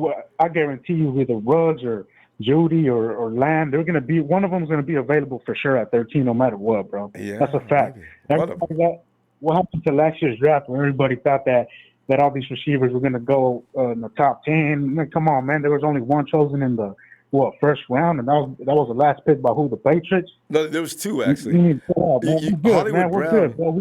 Hollywood Brown and the guy, the kid from Arizona at the last pick. And Kill. Yeah. No, it wasn't Kill. It wasn't Kill Harry to the Patriots and Brown to the Baltimore. Yeah. So you got two guys in the first round, but you're right. There's a lot of wide receivers in that class last year that were pretty good, and people don't pick up receivers in the first round unless they're really just superstars. So in school. So you're right. I don't know about this year though, G Block. It's the same thing. It was superstars last year, superstars again this year. You know, everybody's panicking. We're gonna get either Judy or Lamb. They're gonna be available. There's a lot of quarterbacks taken early. You know, Simmons and all these big names. They're gonna get taken. They're not gonna pass up on them for a wide receiver. You know what I mean? Yeah. I think honestly that. But I think the Raiders are gonna steal either Judy or like Lamb. You know what I mean? But good, yeah. I say it's available. Honestly, Well, my favorite one is Claypool. I like Claypool. I think he's the best one. You know what I mean? So Yeah, big. Guy's huge. I don't know. I could just tell. You could just tell when someone's good. You know what I mean? Yeah. You could just tell. So I think he's probably the best one. But I want a Jalen receiver. I Hurd are don't a want lot no alike, little though. receiver. You know what I mean? So I want Lamb or Claypool. You know what I mean? That's all I want. I want a big receiver. I don't want no little receiver, man. You know? Yeah, but you remember, Judy can run routes like crazy, from what I understand. That's actually a plus, G-Block. A guy that can run routes is what Shanahan likes anyway, because we got a lot of timing drills, or not timing drills. We got a lot of timing movement in this offense, so guys got to be able to run routes. So yeah, we need like our Tyreek Hill. I understand, man, but I don't know. We'll see what happens with the receivers, but I'm saying they're going to be available at 13, either Lamb or Judy. I mean, don't panic, man. Just like last year, everybody was just. Yeah. It's gonna be all right. But as far as Buckner, it was a good move, you know. It was a good move, you know. You agree with it? I'm not tripping off that. It was good, you know what I mean. But like I said, I said we go get Sue. Yeah, I know it. His name's come up a lot tonight. So yeah. Let's sign him to a 1-year deal. You know what I want him? Because he's disruptive, bro. And remember when I told you he's the reason why Aaron Donald got those 20 sacks, and he's the reason why Shaquille Barrett got those 19 sacks. I'm trying to tell you. It's interesting. And I went to watch film on him when he was with Sue, and a lot of the times they will double Sue, and Donald will get the one-on-ones. You know what I mean? So. I say we get him, bro, because he's gonna get a lot. If we get him, they're gonna double him a lot. You know what I mean? That leaves Armstead with the one-on-one, and that's where that works. Because that's what happened to D-Buck. G-Block, we gotta pull up. If you get a chance, man, get back here Sunday. Be looking for you, okay? Yeah, I see, man. It's a long line, you know. I know. Sometimes you get that way. All right, fam. Have a great night, though. Hey, one thing you gotta give me the bulky impression. It's always a problem to do that because the fact is today my throat's feeling a little better. Well, G-Block, it's been a long time, and we've been to the Super Bowl since last year, so therefore I see good things coming in the draft this year. As you know, I do a great job with the draft each and every season. So just keep your eyes and stay alert for that. And this new guy, John Lynch, should be able to handle that. G-Block, you're making me act silly, man. Hey, G-Block. Have a good night, fam. All right, man. I can't believe people still talk about Jimmy. You know, one thing I noticed I was watching the highlights of 49ers last night. You know, Jimmy G had a fantastic year. Now, granted, there's still some things under out. But you know what I'll never understand? Of the INTs that Jimmy threw, nobody blames anybody but him. If you watch closely, some of those INTs weren't his fault. It's too hard to explain, too much detail. But wide receivers have got to do a better job. This year, you're going to see a little difference, I think. I'm pretty sure. Hey, Leon! What's up, Ronbo? Got in a little late this time, man, but I had to call in before you went off the air. Wait for you leave. Yeah, bro. Man, as far as Emmanuel Sanders, hey, okay, let him go. Let's go get Judy at number 13. But he didn't get as much money as I thought he was talking about. I'm kind of surprised by that. 2 years, 60. You'll play for 8? Why, hell, I didn't know you'd play for 8. I thought you was talking about north of 10. Anyway. Well, I don't know, man. Him, Buckner, I don't know what to make of these dudes. I'm just happy that they're not in the Niner uniform anymore. It's all about the money. Don't hesitate on it, Lee. They don't want to seriously be 49ers. In that case, go get paid. Go ahead, because you're not. You know, you can live off of $18 million, D-Buck. And imagine, you the last year, Parag would have set that up so you would have made more money. Just about the cap hit. Okay, you know what? Good luck to him. Right, exactly. That's how I feel. But yeah, man, I mean, I want us to go get Judy at 13. I mean, if this Odell rumor, since it's circulating again, if it's true, trade 31, but just, and trade Solomon Thomas and throw Dante in there and a couple other people that can't play. We always try to do that. If anybody ever takes up on that deal, I'm going to be in a hospital laughing so hard. I said, we always used to make that up and dream about it. It was a fantasy to put Solomon Thomas and Dante Pettis in a package and get something in return. Oh, I'd be in tears laughing. We did it! Oh! Right, exactly, man. So, we could trade 31, maybe free up some space, for Odell if he really comes. But if not, I'm like Emilio said, I'm thinking one of the three receivers is going to be there at 13. And but Leon, are you sure? Are you sure they're going to do that? Do you think the 49ers are really going to go get a receiver at 13? They freak me out every year. Last year they didn't because I knew Nick Bosa was on the plan. But the other two seasons, Niners. I know. They keep us guessing, Ronbo, but we have a hole now. And, we got to have some. It's almost like we can't really depend on the Trent Taylor and Jalen Hurd thing until we know where they are. That's scary. So that's it's almost like, let's get an insurance plan and why not get a great insurance plan? And then if everything works out with Trent Taylor and Jalen Hurd, we just have a better wide receiver room. Right? Because Dante doesn't mind sitting on the sideline anyway. So whoever that comes in, if they feel like they want to work, let him work. Right, exactly. So, I think one of the three will be there at 13. And if they're kind of iffy on if they'll be there, I say trade up. To get one of the three. We have to figure out the wide receiver issue because we keep missing on it, other than Debo. That's the issue, is that we keep missing on it. Like, Trent got hurt, Jalen Hurd got hurt. So, technically, we missed on it again, other than Debo. So, we got to figure it out, man, because Debo can't be our only guy out there catching passes at the receiver position, or they're just going to double it. You know what, though? I got confidence now in both Debo and Kendrick. I think they can both get it done. Oh, I'm sorry. Yeah. Kendrick, you're right. Exactly. I still need a guy in the slot. Richie James, Kyle won't let him play. I just don't. He could have let him play last year since Trent Taylor was out, but he ran Debo in the slot a lot. So I don't know what's going to happen there. Yeah, we just got to figure it out so we can be consistent all the way around. Because like we keep saying, we need somebody that's going to make those secondaries honest. And we don't have that right now because everybody thinks everything we throw is underneath and across the middle. So we got to have somebody that can stretch the field. Can stretch the field, that's true. And that's why Marquise Goodwin, you need a speedster to open that field up. They did a good job considering. But everybody's always whining about Jimmy G's interceptions. What if the middle of the field wasn't clogged up and he didn't have to throw into them tight windows? And that's what you get when you get a speedster. Now you got to keep the inside honest. And now all our guys got to do is work on linebackers, and they will beat them. This is why that speedster is necessary. Yeah, and Judy's fast.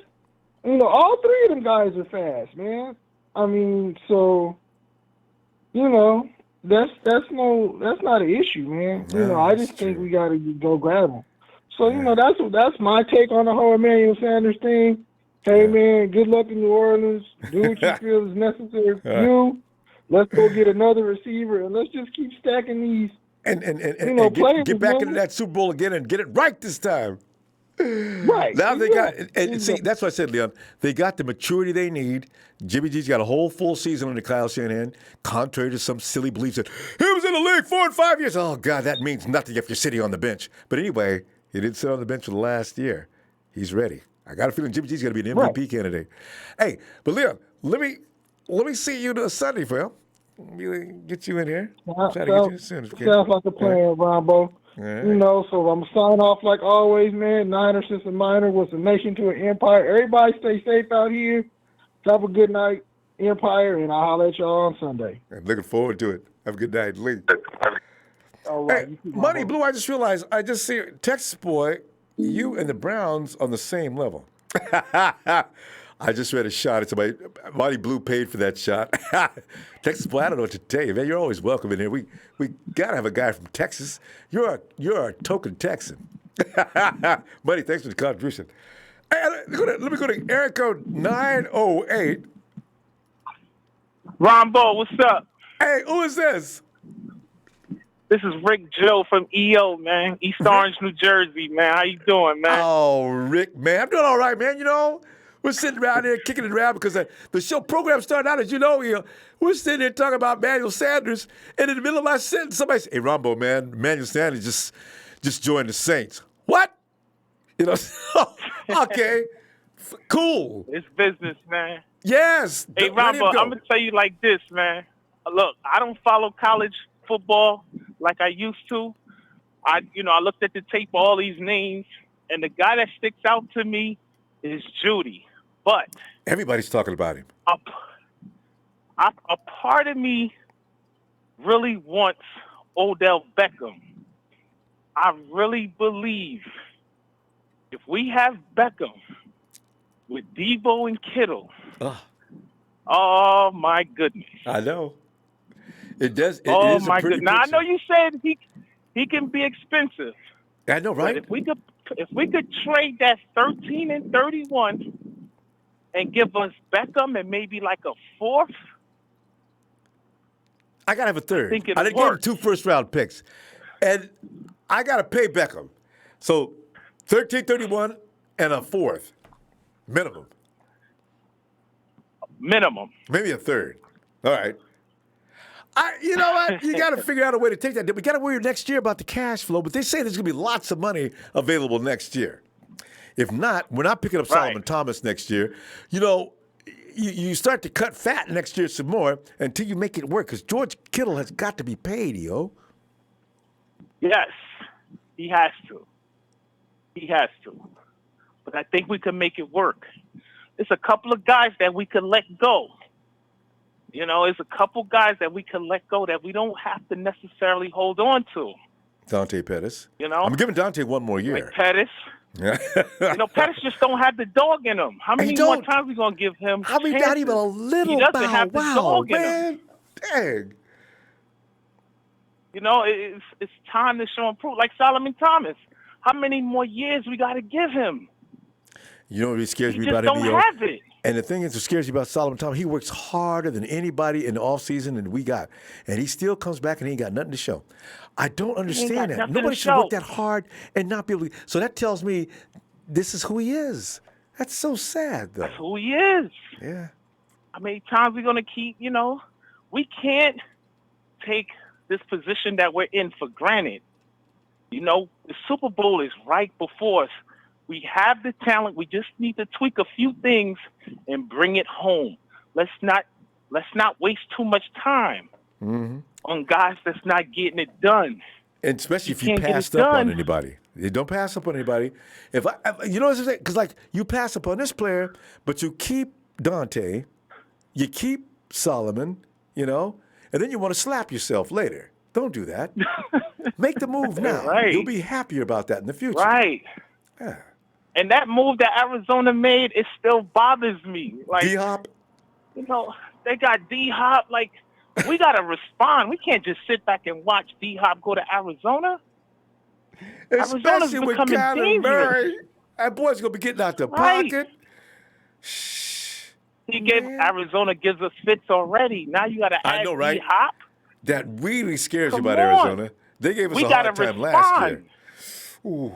We got to, as a 49er organization, we have to respond. They are getting dangerous. And that running back they got, they franchise tagged, that boy ate us up. I don't know. Ate us up. You know what? It's matchups, E. Some teams are better against some teams than others. Remember how the Rams used to own the Seahawks, even in their day? We would beat the Rams every year, just beat them to death. And they leave after we got through whooping them, go beat the Hawks. And that was when the Hawks was in their prime. This is what we've got going on with the Arizona Cardinals, I got a feeling. Yeah, man. Before they made that move, I kept telling all my other 49er friends, I said, man, keep an eye on Arizona, man. I said it and last year. when they made that move, my headache is just going away today, man. I had a headache ever since the trade. Hey, I'm telling you, remember one thing, though, because he's got to come back and get used to what's going on in Arizona. It's just like Tom Brady. People think Tom Brady could go over there and light it up in Tampa Bay. I got news for everybody. If you think Tom will step out on the field, no offseason training or anything else to come out there and beat Tom Brady, I got a bridge to say you right out of there. Get painted red. They call it the Golden Gate. See, I can't wait to see this. Anyway. Yeah, me too, man. It was great. Hey, it's great to meet you, fam. I got to roll. Let me see you Sunday if you get a chance, will you? Yes, sir. Rick Joe from EO, man. Remember me. I'll be calling again. All right, man. I'll be looking forward to it. Have a good one, man. All right, Rick. All right, later, Ronbo. Ew. Oh, God. And here's another thing I keep saying. You know I'm really tired of it, and I hope a lot of us are tired of it, too. He only threw the ball 8 times. Since when does the quarterback say, hey, coach, hey, I've only thrown the ball 4 or 5 times. Give me the ball. They didn't trust him. Kyle Shanahan doesn't have players he doesn't trust. If he doesn't trust you, he makes you sit down. The ignorance about Jimmy G is starting to get on my nerves. But anyway, hey, go ahead, ignorant on. All right. Hey, is that Rick next? Oh, hey, John V. Hey, he says some mock drafts have us moving back a few slots, gathering a few additional picks, and still walking away with one of the 3 top wide receivers, likely Ruggs. So we're trading down to get more draft capital. Is that impossible? No, I've been entertaining that thought the whole time. I got to tell you. You know how John and Kyle and company love draft picks. And why? Because they're good at it. If they got multiple picks, if you give those guys 3 draft picks, one of the 3 is going to be a killer. Look at Dre Greenlaw. I still don't believe him. The guy single-handedly beat up on the Hawks last year. One guy. Defensively, killed the Hawks. And he would have killed them in the first game had our field goal kicker actually converted that field goal. We should have swept the Hawks, thanks to Dre Greenlaw picking Russ off. Dang it. But of course, there were those instead blamed Jimmy G. I'm so sick of the Jimmy G. Boy, I tell you what, Jimmy G's going to stop this, though. People that are picking on G, it's over. Until next season. Another thing is, he's got to be motivated like hell. I can't wait to see G next season. Why? Tom Brady's coming to the San Francisco 49ers. People are cheering and yelling and running in the streets yelling. G's looking at all this. He doesn't say anything. Everybody else talks for him. But watch this guy come in on fire and look a lot like he did in 2017. Now he knows the offense. Now you see him be able to manipulate the offense and ad lib. Do a lot of the things we've seen in 2017 when he would put the team on his back and carry him for 5 friggin' wins in a row. A lot of people forgot about that. They looked at the knee the next year. They didn't care. Comes back the next season. He's a little slow learning the offense. He's a bust! These are people who don't have good observation skills. They don't understand learning a new offense. But you know what? What I like about Tom Brady being in there this year in Tampa Bay, you're going to see what I mean when I say no quarterback just goes from one system to another and immediately looks like gold. Watch what happens to Tom in Tampa Bay. Now watch what happens to Jimmy next year after a whole year. Just like Matt Ryan, you look like ass your first year with Kyle. Your second year, you own the damn league. Matty Ryan, MVP. The following season, how in the world is that possible? It takes a minute. That's just the way it works. Hey, fam. Hey, the Big Show. And John, thanks for the contribution if I didn't say so. Thank you, John. And Big Show says, Arizona really scares you with D-Hop edition. We have to catch up with the Cards. Cal will be aggressive on offense in this year's draft. You do, but you know what? I'm more worried about Big Show. I'm worried about, I don't want to get into shootouts with these people. Not them or any other team around the league. I do not want to get into shootouts. You know, you stand a chance to get your butt beat in any shootout. Our defense has to. Robert Saleh has got to design things to make it real difficult to score. Last year, I was impressed with the fact the 49ers didn't allow anything. We had a few passes over 20 and 40 yards, just a few, not many. There were weeks we didn't have anything like that. So I want more of that. Don't be out here winning games 66-59. That bothers me. That game, the Rams played against Kansas City Chiefs, a lot of people thought that was entertaining. Had we been sitting there watching that, we'd have been freaking out. Man, we can't play no defense today. They score every time they get their hands on the ball. Whoever has the ball last. And we fell into that BS with them in the Super Bowl, actually. You know? We needed to score. We didn't. But like I said before the season started, this team lacks a little maturity. I don't know about the Super Bowl. I was right. The maturity's there now. They've been there. They got beat up, and they're probably pissed. And they learned a lot, though. So I like their chances this year. But a lot of teams, they get better, like Big Show's talking about. Thanks for that contribution. Teams are getting better. The 49ers have got to answer it. So, yeah, we're going to need more offensive firepower. We got it.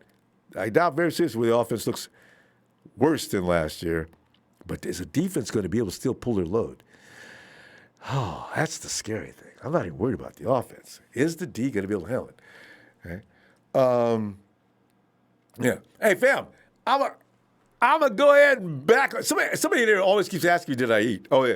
Josh won. Hey, there's a reason why the Texans let Hopkins go for what they did. I guarantee you there's something wrong with him injury-wise. But, Josh, I think that O'Brien, Bill and Josh had some kind of real problem.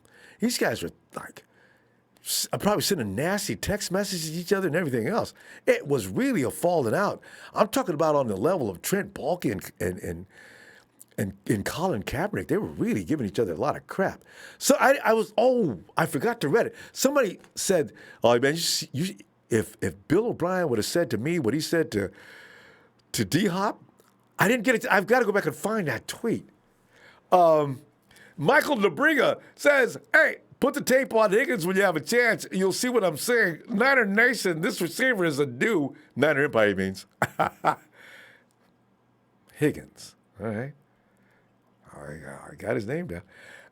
And Mentor Timothy says, sports with Sanders definitely gone now. It's possible to hang on to Goodwin and draft that big wide receiver for the red zone to pair with Hurd if he can even play. That makes sense for both ways. But, I got to tell you, Coach,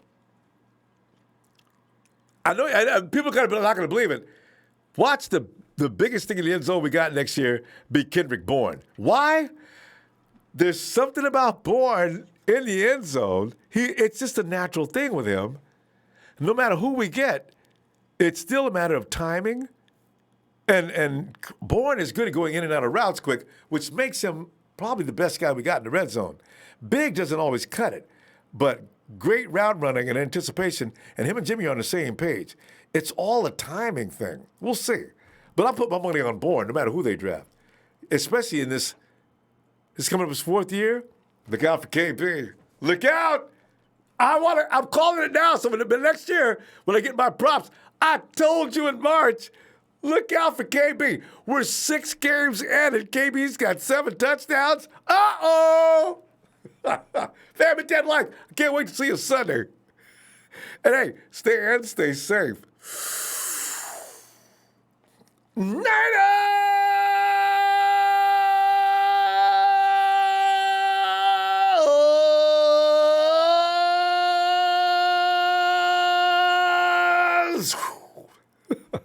Ooh la la.